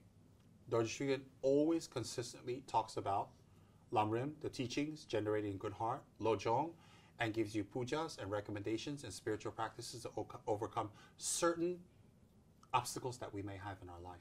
But most of the time, Dorje Shugden teaches us to practice patience. Never once has Dorje Shugden, and I've had many audiences with him through the Oracle, degraded or berated His Holiness the Dalai Lama in any way. At all. This I know. Even the current incarnation of His Holiness Khyabje Trijang Rinpoche, who has been recognized by the Dalai Lama, the current Dalai Lama, and by the Dorje Shugden Oracle on separate occasions, They were given the names separately, and they both chose the exact same boy to be the true incarnation of Trijang Rinpoche. Even the current Trijang Rinpoche, he's 30 plus years old, has never said one negative word, because I am in friends with some of his personal attendants and assistants. Never once has Trijang Choktrul Rinpoche said one negative word against His Holiness. And even in Trijang Choktrul Rinpoche's Dharma Center, Trijang Institute in Vermont, he has a beautiful picture of the Dalai Lama in his altar, as he has had since day one of the opening of the center. And I follow the example of Trijang Choktrul Rinpoche, the incarnation of Trijang Rinpoche, and I follow the example of Dorje Shugden in trance, who never speaks negative things about the Dalai Lama. And also Dalai Lama is one of my teachers. So, Your Holiness Dalai Lama, I need to continue my practice, and I mean no disrespect to you in any way. None. And for those people who are not happy with the Dalai Lama for his speech or whatever they feel he's doing, I mean no disrespect to you either. As I mentioned earlier, there are people who are protesting against the Dalai Lama. Who they are, what they are, they have their right, they have their issues, and they are unhappy about something. Should talk it out and settle it. I don't think they're bad people. I don't think they have any bad intentions. And if they do have bad intentions, we can suss that out, see that very clearly after they have talks. After you have a talk, they're still doing that, then there's something wrong. But before you have a talk and they're protesting, talk to them. So no DS Oracle has ever spoken against His Holiness. No, Dorje Shugden has never spoken against His Holiness. And whether you believe Dorje Shugden can take trance or not, it's okay. Trijang Rinpoche believes it, Soren Rinpoche believes it. I follow the same foot tracks. I'm not validating my belief by them. I believe it, and I'm telling them, so I'm telling you so today. If we believe in Trijang Rinpoche's lineage and teachings, that's part of his lineage, and part of his, what he taught is correct. Now, I have not told people I practice Dorje Shugden to the world. I don't think it's necessary. I'm not afraid. I'm not ashamed. I'm not embarrassed. I'm not hiding. I'm not doing anything for my reputation.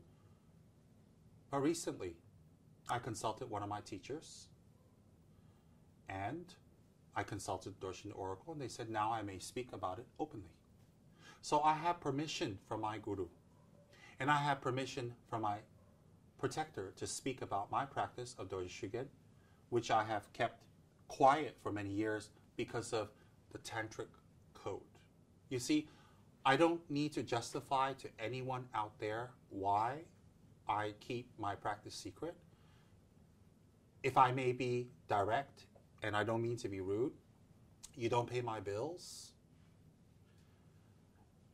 you don't give me teachings, you don't take care of me, you don't know me, you never met me, you know nothing about me.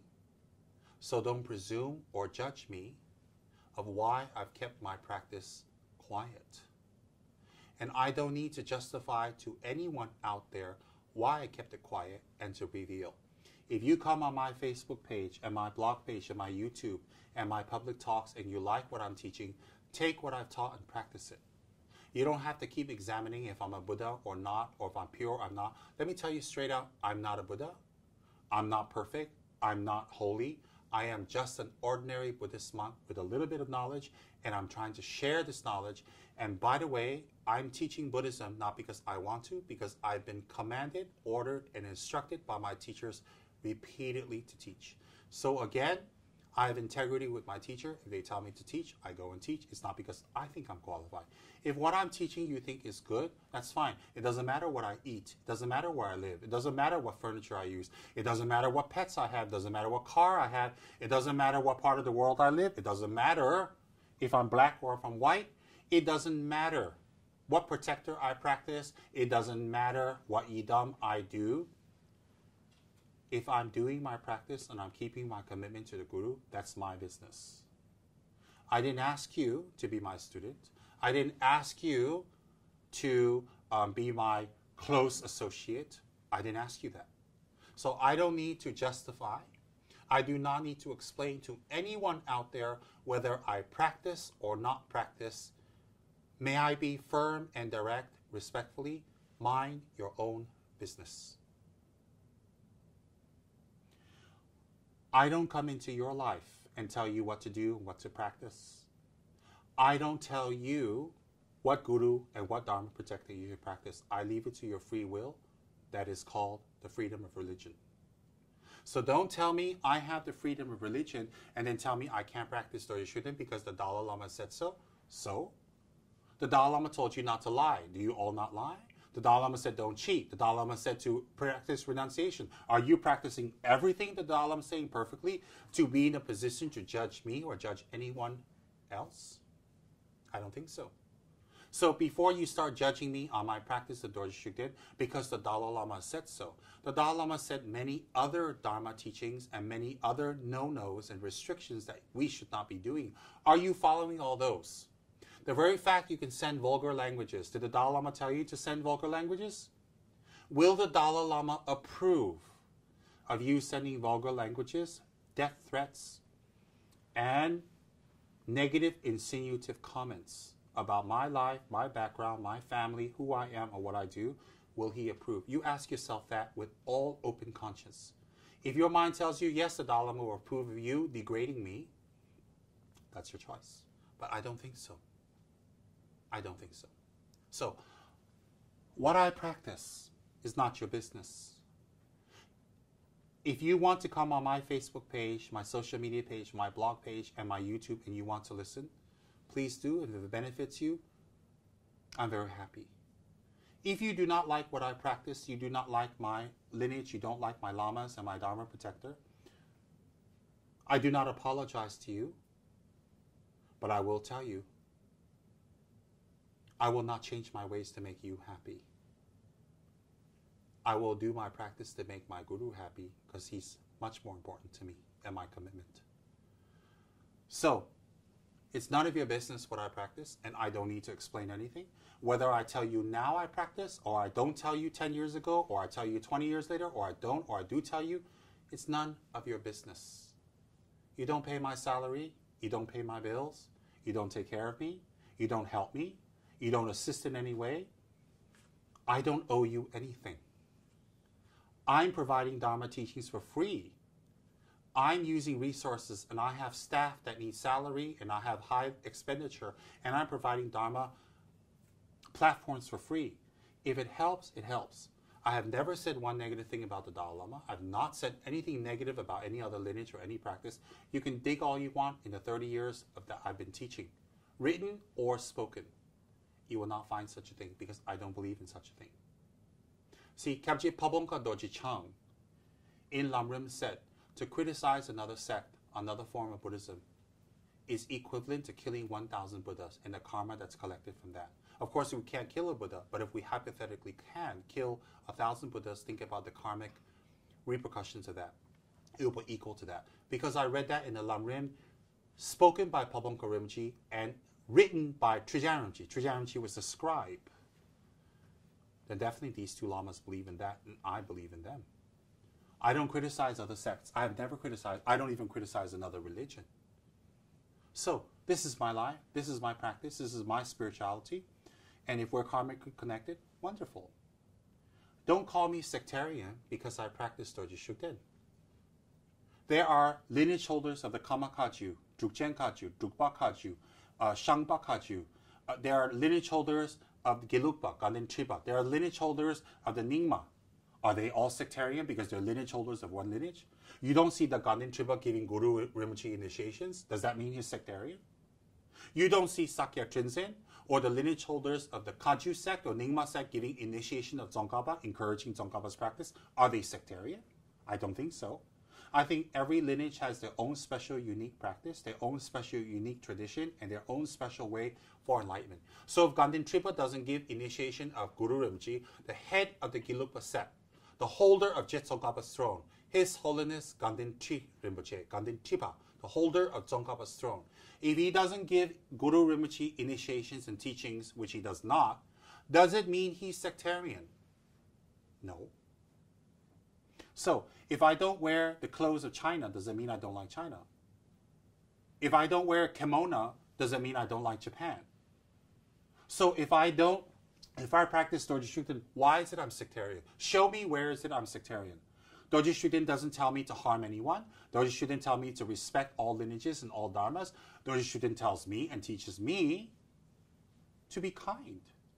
You show me where in my teachings, in my life, in my practice, in my talks, that I'm sectarian, or that by practicing Dorje Shugden, I don't know about other people. There might be other people who are sectarian who practice Dorje Shugden. It doesn't mean Dorje Shugden is sectarian. There might be other people who write things that say, oh, if you practice this and this, Dorje Shugden is going to harm you. I don't know about that, and I don't care about that because I don't practice that.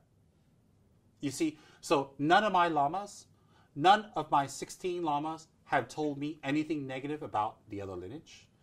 Dorje Shugden in trance has never said anything about the other lineage.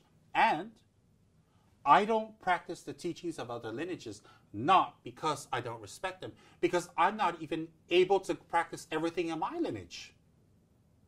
If you have one wife, stick with her. Why have another 20? If you have one house, live in your house. One car, whatever it is. You know, I don't need to practice another lineage to prove to anyone I'm not sectarian because I practice Dorje Shugden. If you want to believe I'm sectarian, it's because you're sectarian, it's not me. Don't judge me when you don't know me, you have not met me. As simple as that. So therefore, Dorje Shugden, Oracle, has never spoken about His Holiness the Dalai Lama in a negative light, ever. The High Gelugpa Lamas never speak negatively about any other sect or anyone or anything ever. And I've been around these High Lamas for years. Ever. I personally respect the other lineages of Buddhism and other religions. Why? I feel the bigger the variety, the more we can bring onto the path of peace, compassion, and spirituality. And then people say, oh, you should come out about your practice. You should be honest. You're tricking us. I'm not tricking you at all. It's none of your business what I practice. It's none of my business what you practice. But the result must be there, which is kindness, compassion, and tolerance. And not vulgarity and rudeness and pointing fingers and hurting people. So why am I speaking about the Dorje Shugden practice now? Let me explain again. Number one, my teacher has told me, now speak up about the practice. I follow my instructions of my teacher. Dorje Shugden has said that. And many people have written in asking me to speak up about Dorje Shugden. So okay, I speak about it. So am I breaking the Tantra code? I'm not breaking the Tantra code because I'm not bragging I'm a great practitioner of Dorje Shugden or I gain high attainments or that I'm such a great practitioner. I'm not bragging at all. I'm just telling you that my relationship with Dorje Shugden is not political. It has never been political. It has been 100% spiritual. Why am I telling you that now? So that many other Dorje Shugden practitioners in the world can stand up and say, it is the same for them. And by speaking up and saying these truths, perhaps reconciliation will be on the table very soon. I'm speaking up for myself. I do not represent any organization. I do not represent any Dorje Shugden groups. I don't represent any monastery, any affiliation. I'm speaking up for me, Tsem Tugu, Tsem Rinpoche, as an individual, and I think there are many people out there who also feel the same as I do and perhaps don't have a voice. So that's why I'm speaking out. That is why. So I would very much, very, very much request His Holiness and His esteemed people to please, please find a resolution to this Dorje Shugden issue that's not getting smaller, that is getting bigger. I am a nobody. I am nothing. But I am a concerned citizen of this world. And the more peace we can create within our own communities, it would add to the peace of the world and the overall peace of our planet. I am appealing as a concerned citizen. I'm appealing not on the basis of right or wrong, but on the basis of the fighting, the vulgarities, the arguing, the online attacks, the accusations, all of that should stop, because in lieu of that, we should be reciting mantras. We should be practicing the teachings. We should be developing mahakaruna, compassion. We should be transforming our minds and fighting the ego, not each other. Now, I dare not, would not, request His Holiness, the Dalai Lama, to attend or mediate any of this. I think his people can take care of this, and I think it's more proper if his people take care of this. So, I think that it would be very good if His Holiness or his trusted people would arrange a meeting with the leaders of the Dorje Shugden followers from Tibet, India, Nepal, all around the world, and sit down with some nice coffee and tea in a controlled, neutral environment with filming, and to talk out this issue, to talk it out. You see, the Catholics are practicing one thing, then you have other sects that say the Catholics are not good, and some Catholics say the other sects of Christianity is not good. Then you have some people in the Islam religion that says this form of Islam is not good, that form of Islam is not good. I'm not criticizing any form of Christianity or Islam at all. I'm just saying that people are making these kind of conflicts. And we have to stop. We have to stop making these conflicts. I'm a citizen of this planet, as you are. We all need love. We all need respect. We all need to hear compliments, and we all need care. We all need affection. We all need kindness. So to say you practice Dorje, you're bad, and then criticize, use vulgar language, and hurt other people is not Buddhism. It doesn't make the Dalai Lama look good. It doesn't make yourselves good. And there are a few people on the internet who actually do not show their identification, do not show you their age, their name, their location. You know nothing about them, that hurl these abuses at people every day, all the time, almost automatically generated.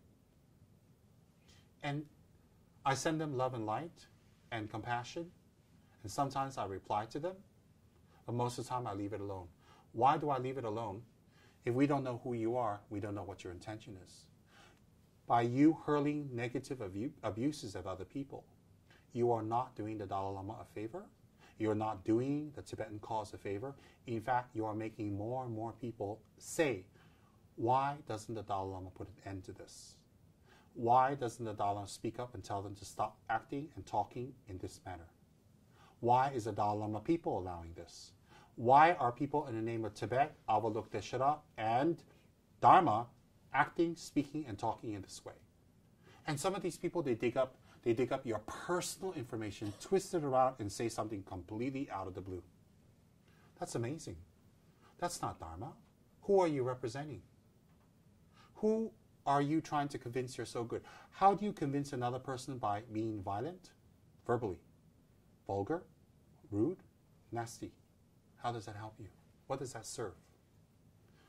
The worst that can come is you get some legal issues coming your way. Why is that? I don't think people around the world will tolerate that for long. There's a law to protect us from things like that. So I think that we need to come to a resolution. We need to come to a conclusion that both sides win. I do not wish His Holiness the Dalai Lama to be harmed in any way. I respect him, I love him, and I cherish him very much. And I will always do that. I do not cherish him in a nationalistic way. I'm Tibetan, he's Tibetan. I cherish him because he's a great Buddhist teacher, and I treasure the Buddhist teachings. Simple as that. And even though I treasure and respect the Dalai Lama very much, that is my middle way. I will not give up my Dorje Shugden practice. Neither will I ever pray to Dorje Shugden to harm anyone, not even an insect. And Dorje Shugden would never, ever agree to harming anyone. You see, Dorje Shugden, like Ne Chung, has been taking trance and very qualified oracles in Tibet, India, Nepal, and foreign countries for the last 400 years. Multiple oracles. I have met over 5, 6, 7 Dorje Shugden oracles, and Dorje Shugden has taken trance in these oracles. These are oracles created by Trijaranji. Again, if you believe Trijaranji's lineage and practice and teachings are good, so you must believe what he created in oracle is good too. It can't be his oracles are fake and not good and lies, and Trijaranji's teachings are good. Again, that doesn't make sense. You cannot, and also Trijaranji himself has recognized many tukuls. You cannot say these tukuls are not real, tukuls don't exist, tukuls are bad, we don't need a tukul institution. Well, Trijaranji believed you needed a tukul institution. He believed we needed oracles, and he also taught the Vajrayogini Tantras. How come you practice Vajrayogini, but you say the other two things that Trijaranji does is wrong or not necessary? We're also being judgmental. Whatever Trijaranji has chosen, we should choose, and we should say it's good. If it doesn't benefit us, we don't need to be involved. But we don't need to criticize in any way either. So therefore, Trijaranji created oracles. Trijaranji gave Dorje Shuddhi initiations. His Holiness Trijaranji also taught Vajrayogini and Sutra and Tantra and the Wheel of Dharma extensively. So how can one part of what he teaches and shares with us is wrong, and one part is good, one part is bad? Everything Trijaranji did was beneficial. He is Kebje Dorje Chang. He is Trijan Dorje Chang, Vajra Dara Trijaranji. So a Vajra Dara Trijaranji makes no mistakes. Everything that comes from his body, speech, and mind is perfect. It's perfect. Why do I have on my altar a picture of His Holiness the Dalai Lama, a picture of Kebje Saramji, an image of Dorje Shugden, and an image of Kebje Trijaranji? Why? Is it to mock you? No. It is to tell you, prior to 1996, that's how our altars were.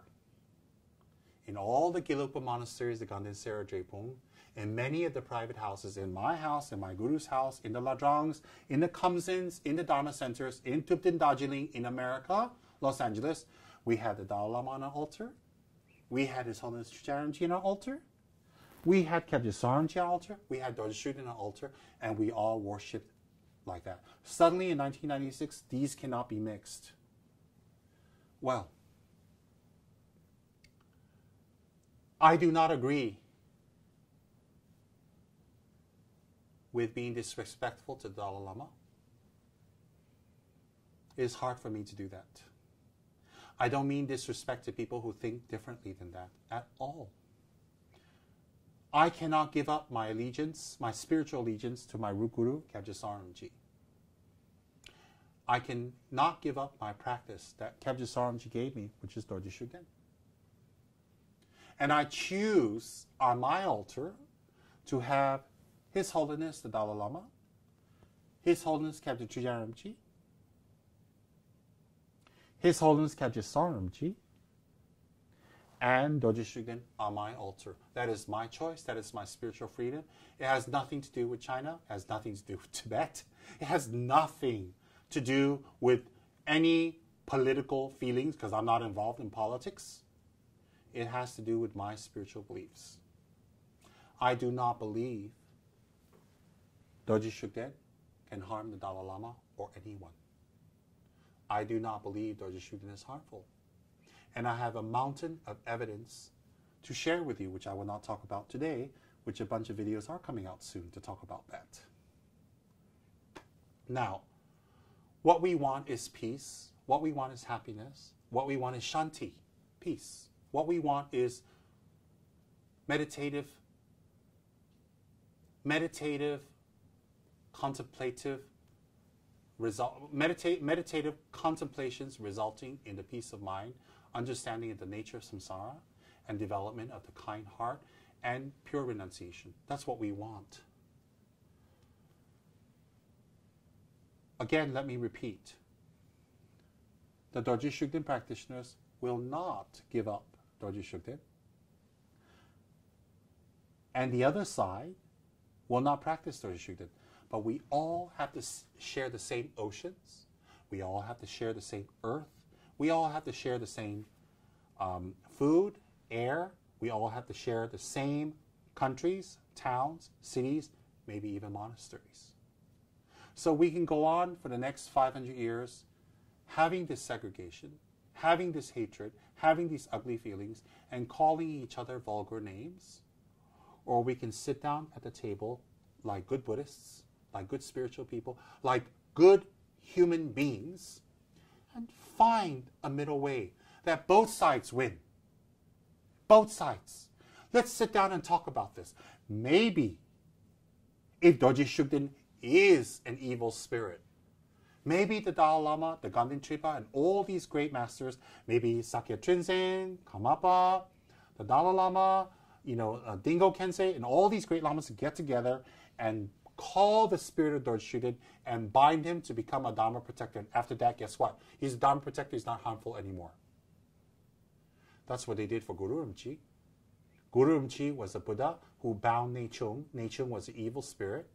And he bound him and put his spirit into Samye Monastery and made him a Dharma protector who now assists the Dalai Lama. Maybe all these great lamas can sit together and guess what? Do a binding puja, a fire puja, a meditative puja, a puja on emptiness, whatever. And call Dorje Shugden's spirit and bind him and tie him up and say, you can't harm anyone anymore. From now on, you're going to help all Dharma practitioners. Okay? Now, if these great lamas can't do that, what can they do? Or, I have another idea. How about this? How about if the Dalai Lama, Sakya Trinzen, Jigung Gyamgun, Drukchen Rinpoche, Karmapa, Shamapa, Ganden Tripa, Shapa Chuji, Janzen Chuji, Karen Rinpoche, and maybe Dingo Kensei Rinpoche, all these get together and they do one big puja and bring Dorje Shugden's consciousness into the fire and burn him up. And send his consciousness to a pure land. You see, Tibetans have a special puja called fire puja, Jinsek. And Jinsek, one of the functions of Jinsek can be to call an interference spirit that cannot be changed, cannot be bound, and destroy their consciousness in the wisdom fire so that instantly they reincarnate into one of the pure lands. Okay, so you don't just call a spirit, kill him, and say, hey, I won. This is not like some haunting ghost show from America. They do exorcism in the name of whatever, you are expelled. It's not like that. We don't have any Buddhist televangelist that expels people. So, what you can do is these great lamas can do a fire puja, a big one. Can you imagine all the biggies of Tibetan Buddhism? All the big ones. Everybody got their hats and thrones, and they're great beings, don't get me wrong. And they sit down, they do one collective fire puja, and call Dorje Shugden and burn him up. And guess what? We don't have to talk about him anymore. He's dead. These fire pujas are meant to destroy the negative being and immediately, out of compassion, okay? Compassion. And then they reincarnate in a pure land. Really, that's what they're supposed to do. So if all these great lamas cannot destroy Dorje Shugden, cannot bind Dorje Shugden, you mean Dorje Shugden is more powerful than all of them? Think about that. So His Holiness, the Dalai Lama, Panchen Lama, and all these great lamas cannot bind Dorje Shugden in a binding ritual and make him not do bad things anymore? You mean all these great lamas combined do not have the power to burn him up in a fire puja and transfer his consciousness somewhere else? Just think, if we burn him up in a fire puja and transfer his consciousness to a higher realm instantly, well, if people want to pray to Dorje Shugden, he's dead already. Who cares? I mean, if they want to keep pictures of someone dead, a dead Dorje Shugden, you don't have to worry anymore. Everybody can have a dead Dorje Shugden statue and picture in Tanka because you're praying to someone dead, they can't harm anyone anymore, right? Now, if you are a Geshe, if you are a Tukul, a Rinpoche, a teacher, and you are out in these countries or in the monasteries, often we have people come and say, oh, I'm sick, or I see a spirit, or I have some black magic. Every Tukul, every Rinpoche, every Geshe out there will encounter this at some point in their environment where people come and say, I've got magic, I've been harmed, I see a spirit, I've been possessed, or my friend's been possessed, can you please help? There's a special text called Kako. Jijeki Kako Yanamena Dojinejimagi Kako. Vajuginis Kako or Yamataka's Kako. That's a special text that we use to block the spirit or bind the spirit and stop the spirit from harming this so-called afflicted person. Okay, and every tradition has this. Every lineage has this.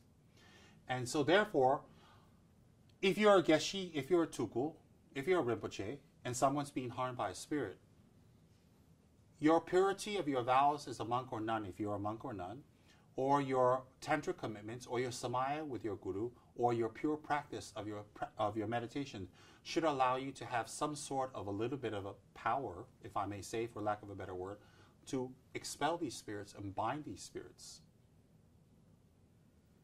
So, if you are a Tukul or a Geshe or a High Lama or a lineage holder and you go and you talk negatively about Dorje Shugden can harm you, Dorje Shugden is bad, don't even say his name, he's damaging, he's going to hurt you, it's contradictory because on one hand, these Tukuls, Geshes, and Lamas, and masters and yogis or whatever they call themselves, say that if you take refuge, you are protected from all negativities of both gods and men, correct?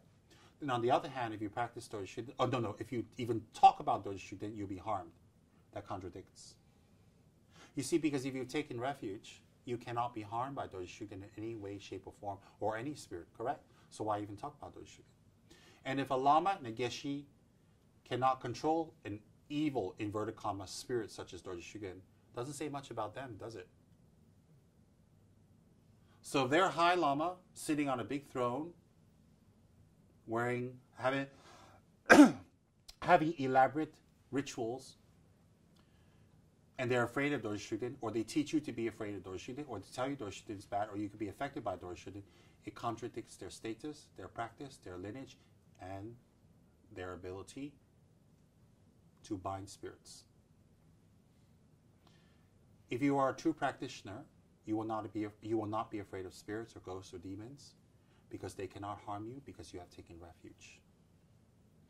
If you are a real monk or nun, you cannot be harmed because you have refuge and you have your monk and nun vows. If you are a tantric practitioner, Hevacha, Guya Samacha, Yamataka, Vajragini, Chitamanitara, Tara, Manjushri, etc., Kala Chakra, etc., if you're a tantric practitioner, then definitely these spirits cannot harm you because you generate yourself in a form of a yidam. Your environment is that of your divine mandala, and the gatekeepers of your mandala keep interferences out, so you can't be harmed. And if you have people in your environment, you can keep them in your mandala and protect them and generate a powerful mandala force field to protect people. So there's no way they can harm you. So if you're a High Lama, you're some Geshe or teacher, and you tell people, oh, Dorje Shugden can harm you, be careful, don't even say his name, you're contradicting refuge vows, you're contradicting the ability of tantric practice, you're contradicting yourself, and you're telling people, hey, you don't have power to control this. Easy solution.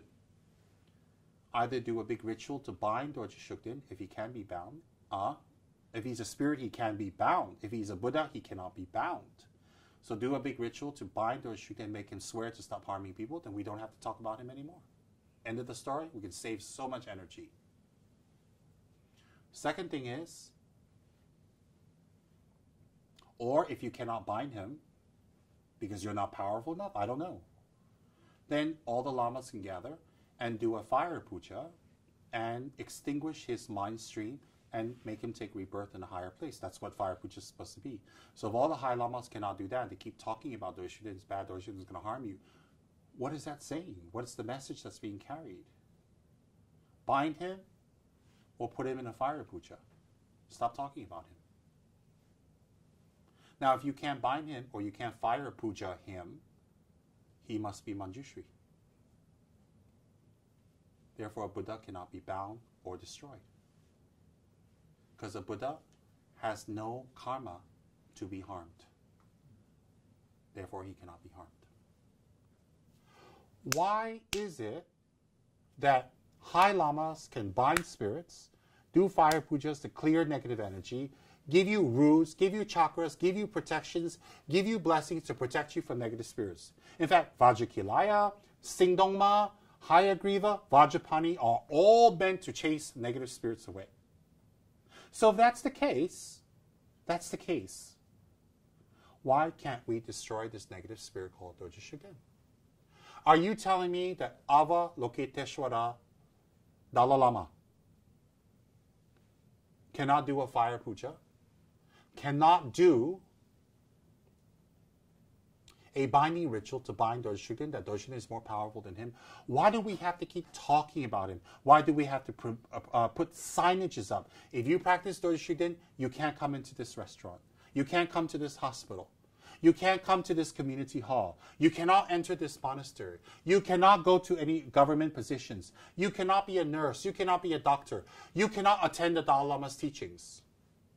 Jews, Russians, sadists, witchcraft, voodoo, nature people, nature spirits, druids. Everybody can attend the Dalai Lama's teachings. Do you know, not all voodoo people, there are some voodoo people who actually pray to harmful spirits, not all, to hurt people, to bind. You know, they put little needles, they call a spirit and harm the person who they're needling. But they can attend Dalai Lama teachings, they're actually praying to a real spirit. There are people who pray to Satan. I mean, some people believe Satan is negative. I don't want to get into that philosophical debate. But there are people who pray to Satan. They pray and they make animal sacrifices of blood today. They can attend the Dalai Lama's teachings. They can go to these hospitals and all these places. Just think, on the whole planet, we have thousands of cultures, thousands of beautiful people, types of people, different types of religions and subsects, different types of faith, atheists. We have blacks, whites, yellows. We have short, dark, male, female. We have white. We have tall. We have brown, blue, purple. We have yellow people. We have everyone. We have Hindus, Buddhists, Jews, Christians, Voodoos. We have people who practice witchcraft. They have people who practice Wiccan, who practice Satanism. All these people on the planet can attend a Dalai Lama talk. Only Dorje Shugden people cannot. Because in the Dalai Lama's teachings, that's what it says. If you practice Dorje Shugden, you're not allowed. Everybody else is allowed. How did that happen? What is that creating? When you go to the Dalai Lama's talks, you have one side spitting, showing their vulgar fingers, flapping their aprons. When the women flap their aprons in Tibetan, they're cursing you. Tibetan women curse people by flapping. You know, Tibetan married women wear an apron. Tibetan unmarried women do not wear an apron. So if they're wearing an apron, by Tibetan tradition, it means they're married. So you see these Tibetan men and women going to the Dalai Lama's teachings all over the world. And then you see these women flapping their aprons at monks, at geshis, at teachers, at people, at anyone who practices Dorje Shugden. You know what they're doing? When they flap, they're cursing you. They're wishing for bad things to happen. This is a special Tibetan way of women to curse you, to send you negative harm. So in front of the Dalai Lama's inside the hall, His Holiness is inside the hall. Outside, you have these Tibetan women flapping. And inside, His Holiness is talking about tolerance, compassion, love, recite Om Mani Padme, don't harm sentient beings. Outside, they're doing this. Shouldn't the Tibetan leadership speak up and say something? I think the Tibetan leadership, not the Dalai Lama, should speak up and say, stop sending vulgar language, vulgar messages. Stop cursing the Shugden people. Stop accusing them of this and that. Stop it. It's creating a lot of harm. I think the Tibetan leadership should do that because that's a responsibility of any leadership to create peace, tolerance, harmony within their communities.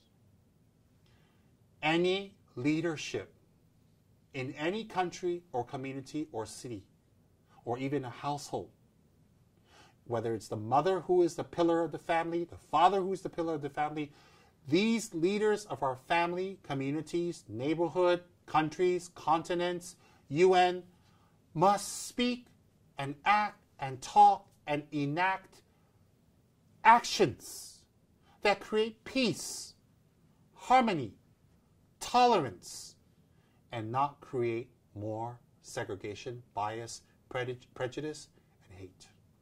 Some people might say, well, the Tibetan government didn't tell us to say things like that. The Tibetan leadership didn't say all that.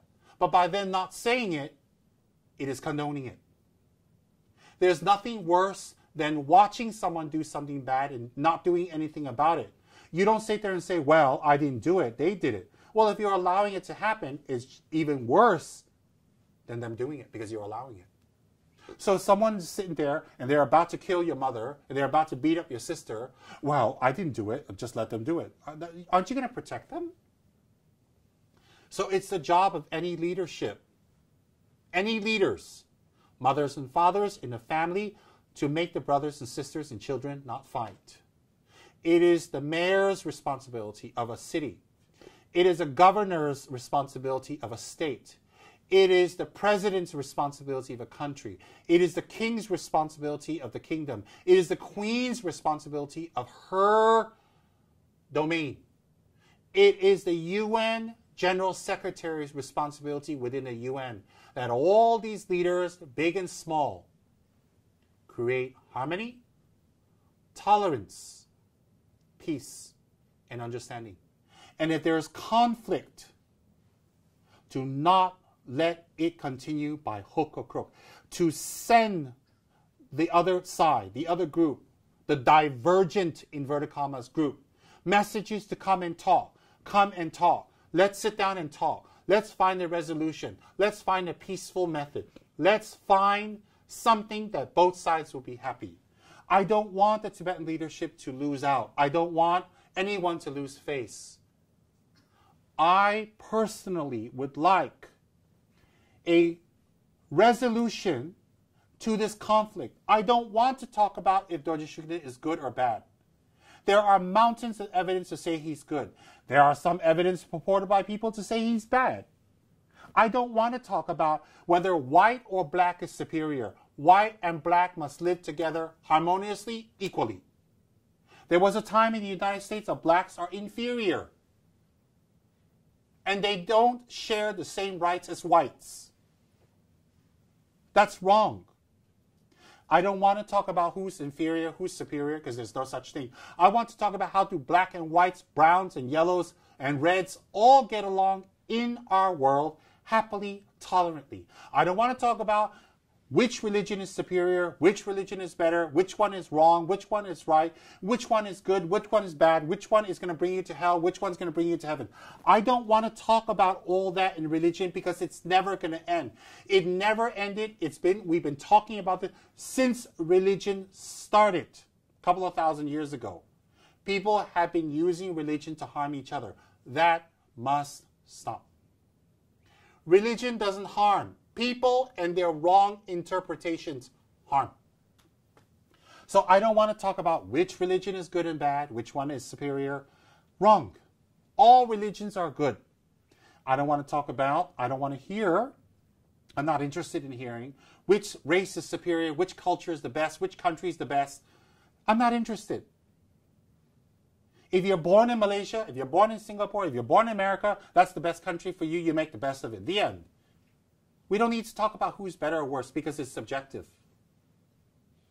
So let's talk about what we all need. We need peace.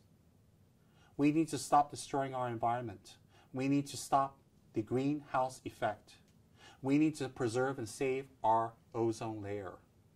We need to make sure our children are growing up in an ethical, kind, compassionate society.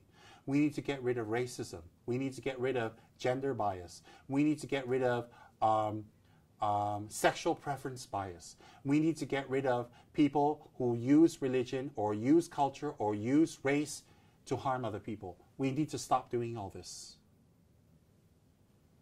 Dorje Shugden issue, you have one side, they say it's good. You have one side, they say it's bad. In the beautiful Islam religion, you have one side that says it's good. You have one side that says bad. In the beautiful Christian religion, you have people who say Christianity is not good. You have another one who says it was bad. Same with Hindus, same with Jews, and it goes on and on and on. It doesn't end. And there's no point in us wasting another day hating each other because of religion, because of race, because of culture, because of differences. It's not necessary for us to waste another moment on this. We need to spend the rest of our very short lives on love, on tolerance, on acceptance, on getting along. Whether I practice Dorje Shugden or not, I'm here to stay. Whether You practice Dorje Shugden, not you're here to stay. The answer is not to call you or me bad or to get rid of you or me. The answer is, how do we live together and have our religious freedom and cooperate and tolerate? That is the key. And so the Tibetan leadership must be educated, must be modern and progressive, and call out to the protesters. They're protesting about something. They're unhappy about something. Look, don't keep saying the protesters are against the Dalai Lama. They're ordinary monks and nuns. They're ordinary people. They're ordinary citizens. They have to save up their money. They have to take time from work and their practice and meditations to go there to protest in the snow, in the winter, against the Dalai Lama. Look, if you want the protests to stop, stop sending them snide, vulgar, nasty remarks and putting them down and cutting them, cutting at them. The Tibetan leadership should call them and sit down and say, why are you protesting? And find the resolution. After the Tibetan leadership sits down with them and really, from the heart, try to find a solution with the protesters against the Dalai Lama for the Dorje Shugden issue. And after that, they still are protesting, then something is wrong. You see, but if these people are protesting and we don't reach out to them and we don't find out what's wrong, what kind of leaders are we? We're explaining to the world to have tolerance, love, compassion. We're talking to everyone about dialogue. The Tibetan leadership, His Holiness the Dalai Lama, is talking about dialogue, compassion, tolerance, to make it a better world, to get along. Well, there are people out there protesting against Your Holiness the Dalai Lama, and I would highly, respectfully request Your Holiness to send people to find out what they are unhappy about, sit them down with your people and talk it out and solve it so they don't protest anymore.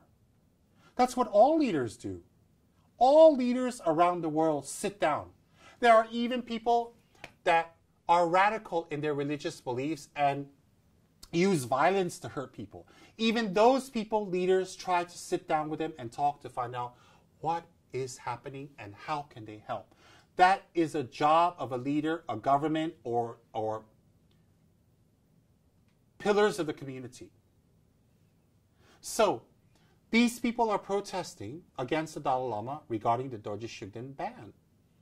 Whether it's a ban or not, let's not play with words. There is a ban. The end. I witnessed it in India. I witnessed it in the monastery. I witnessed it among the Tibetan community. I witnessed it among my friends. I have hundreds of friends in the Tibetan communities. There is a ban. Why is there a ban? Because if you practice Dorje Shugden, you can't go to the Tibetan government offices. You can't go to the hospitals. You are not allowed. There are signs against you. You are not allowed to attend the Dalai Lama's teachings. The Buddha of compassion says you can't attend his teachings if you practice Dorje Shugden. The Buddha of compassion. There's some contradiction there. Avalokiteshvara Chenezik, Papa Chenezik. Incarnation on earth is Dalai Lama.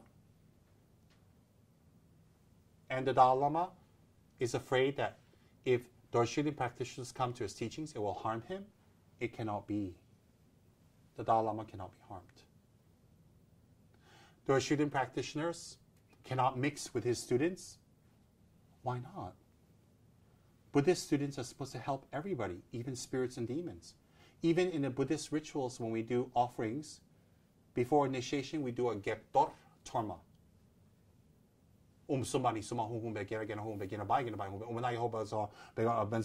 Whatever. Okay?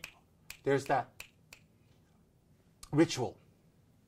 And the gektor is, gek is obstacle makers, tor is torma. You even offer tormas that are obstacle makers prior to initiation.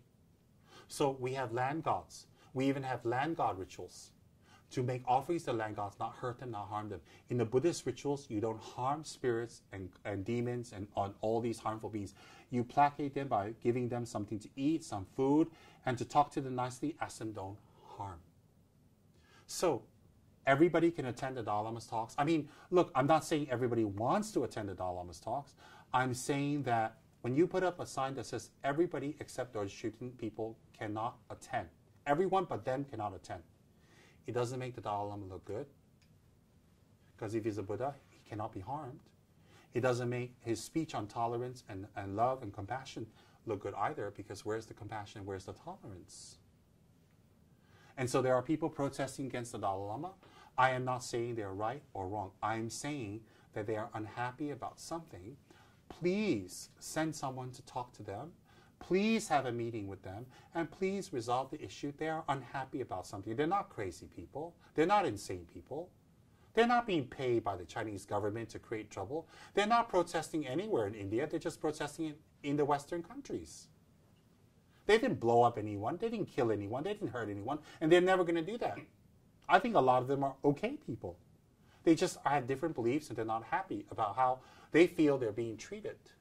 So sit down and talk with them. Isn't that the job of a leader, to talk, to settle things? Again, I do not presume or dare request His Holiness to do any of this. I do not dare or presume. My faith in His Holiness the Dalai Lama is intact. I have been brought up from my Mongolian and Tibetan culture to respect the Dalai Lama. That cannot be expunged from my consciousness, just like that. There are some things that the Dalai Lama says that makes me think, what's happening? But there are many things the Dalai Lama says that I'm very happy with. Not that my happiness is necessary for whatever he's saying. I do not wish to harm the Dalai Lama. I do not wish to harm the Tibetan cause, whatever the cause is. And I do not wish to anger the Chinese government either. Why?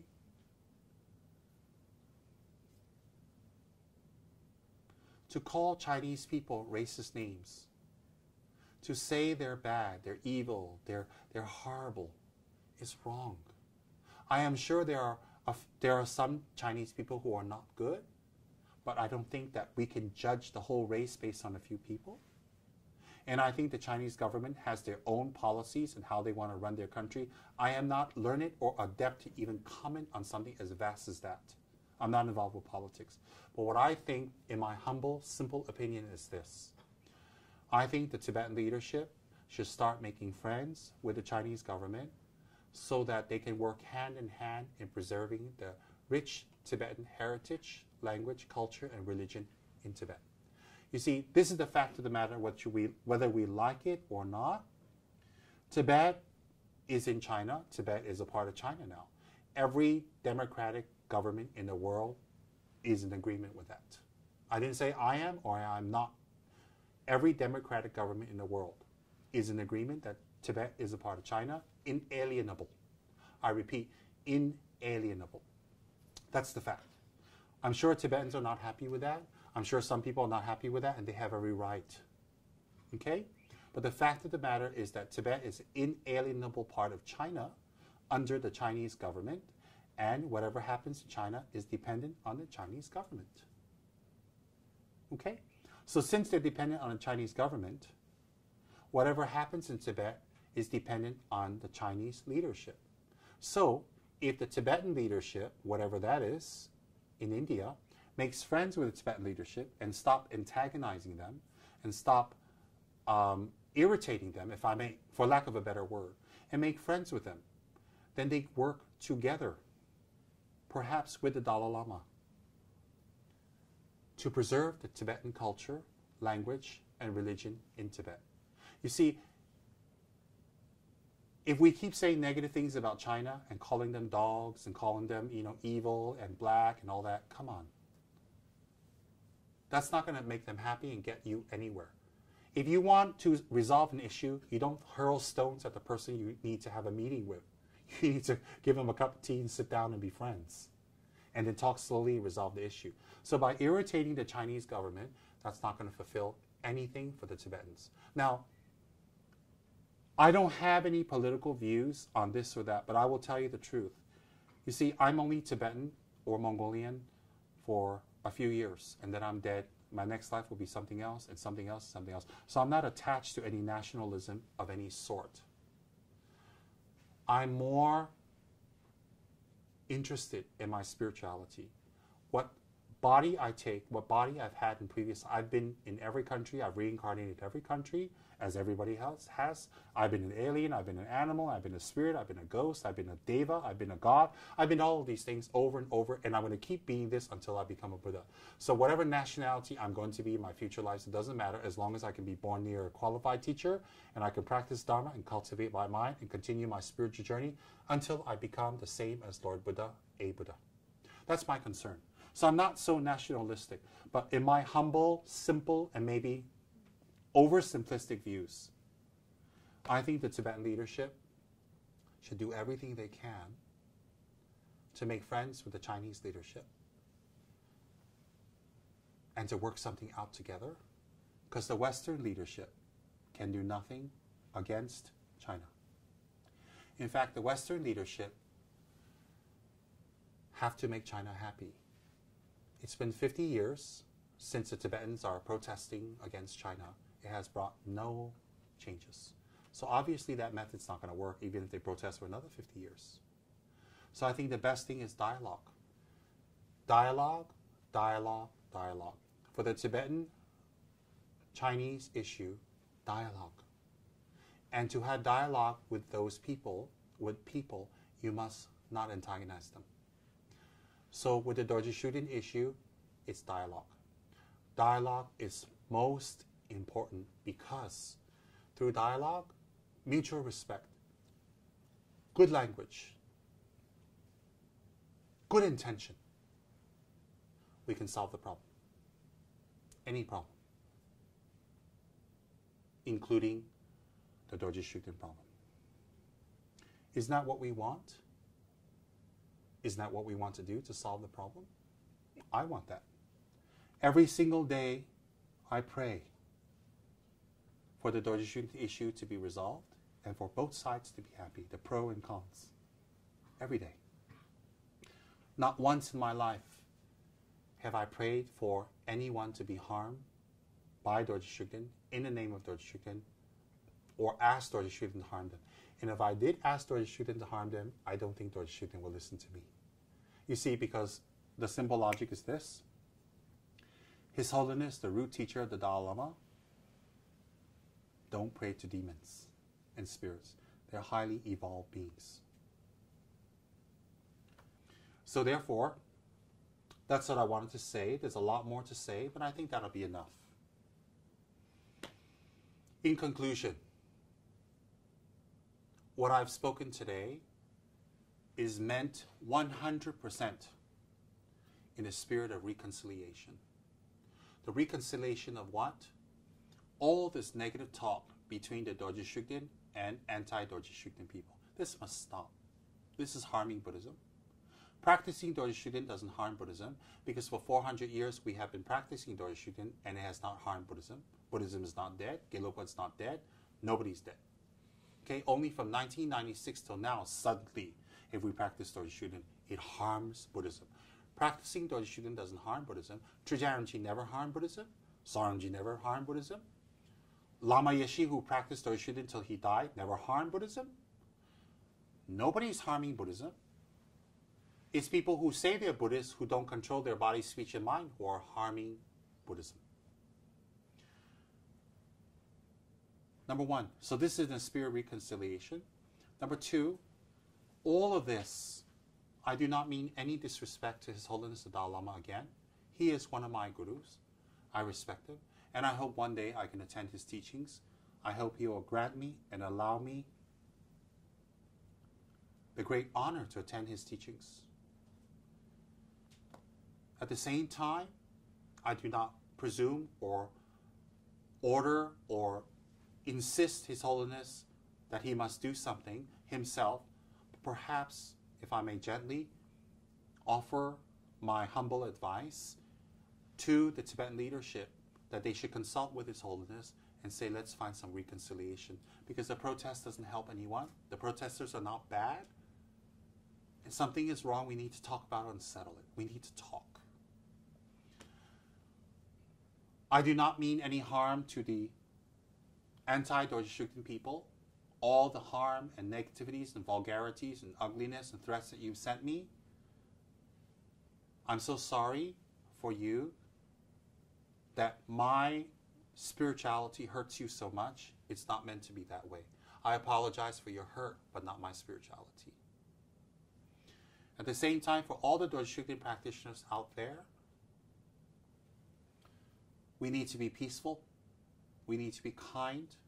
We need to represent Kyabje Chujan Rinpoche, Kyabje Sar Rinpoche, Kyabje Pabongka Rinpoche, and Dorje Shugden in the correct manner to show tolerance, kindness, to speak up, to explain, and to educate and talk, and to be fearless in our practice. We're not doing anything wrong. I wish His Holiness Kyabje Pabongka Dorje Chang very long life. The current Pabongka. I wish His Holiness Kyabje Chujan Dorje Chang, Kyabje Chujan Chokdru Rinpoche very long life. I wish His Holiness Kyabje Sar Rinpoche growth and excellent all life. I wish His Holiness the Dalai Lama to live 1,000 years. And I wish all the lineage holders and all the lamas of all the lineages to have an excellent, long, and happy life. And I dedicate merits towards that. And last but not least, if I have said in my few hours of speech anything that offends, hurts any of you, I sincerely apologize. This is not meant to hurt anyone. I need to continue my Dorje Shugden practice because I have promised my Guru to do so. If my Guru was alive, then I can go to him and say, should I continue or not? Only my Guru can discontinue or continue my practice, give me permission. Even the incarnation of my Guru cannot do that. Only my Guru. So, since the Dalai Lama is gently advising all of us not to practice, but Sar Rinpoche told me to practice, Sar Rinpoche has passed away, so I can't ask Sar Rinpoche, may I stop? See, I'm not worried about Dorje Shugden harming me, because he won't. I'm worried about breaking my commitment to Sar Rinpoche. Since Sar Rinpoche has passed away, I can't ask him, may I stop?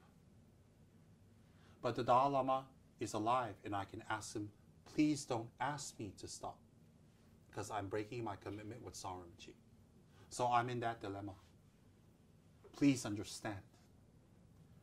My practicing of Dorje Shugden is my personal business, my freedom of choice. Please don't bar me from restaurants and hospitals and community halls and the Dalai Lama's teachings. Please don't bar me and put up signs to say that I am dirty, I should be disassociated, that I'm a devil worshiper, I'm taking money from the Chinese government, that I hate the Dalai Lama, and that I am a traitor. Please don't say all that because I'm practicing Dorje Shugden, because when you say that, you're saying that about all my lineage lamas, all the Gelugpa teachers and masters who've practiced for 400 years. That is not true. I thank you for listening. Please forgive me if I've said anything that makes you unhappy. It's not meant that way. I offer my deepest respects to His Holiness. I wish Tibet to have peace, happiness, and growth. I wish the Chinese government to have peace, growth, and happiness in the Chinese nation, and for Tibet and China to be friends. In whatever way they think it's necessary to be friends, I'm not here to politically commentate. I wish all anti-Dorje Shugden people to please tolerate and accept the freedom of choice by not even making one single comment or segregating anyone or making a bias against them. And I request the Dorje Shugden people to understand that there are people who are not karmically connected and they have wrong view and they speak in that way, to forgive them, to be tolerant, but to be fearless in your practice and to speak up and to share. I will share the Dorje Shugden practice because that's what Sar Rinpoche gave me, and what Sar Rinpoche gave me is not wrong. And that I come across people who need help. To be fearless in your practice and to continue your practice. And at the same time,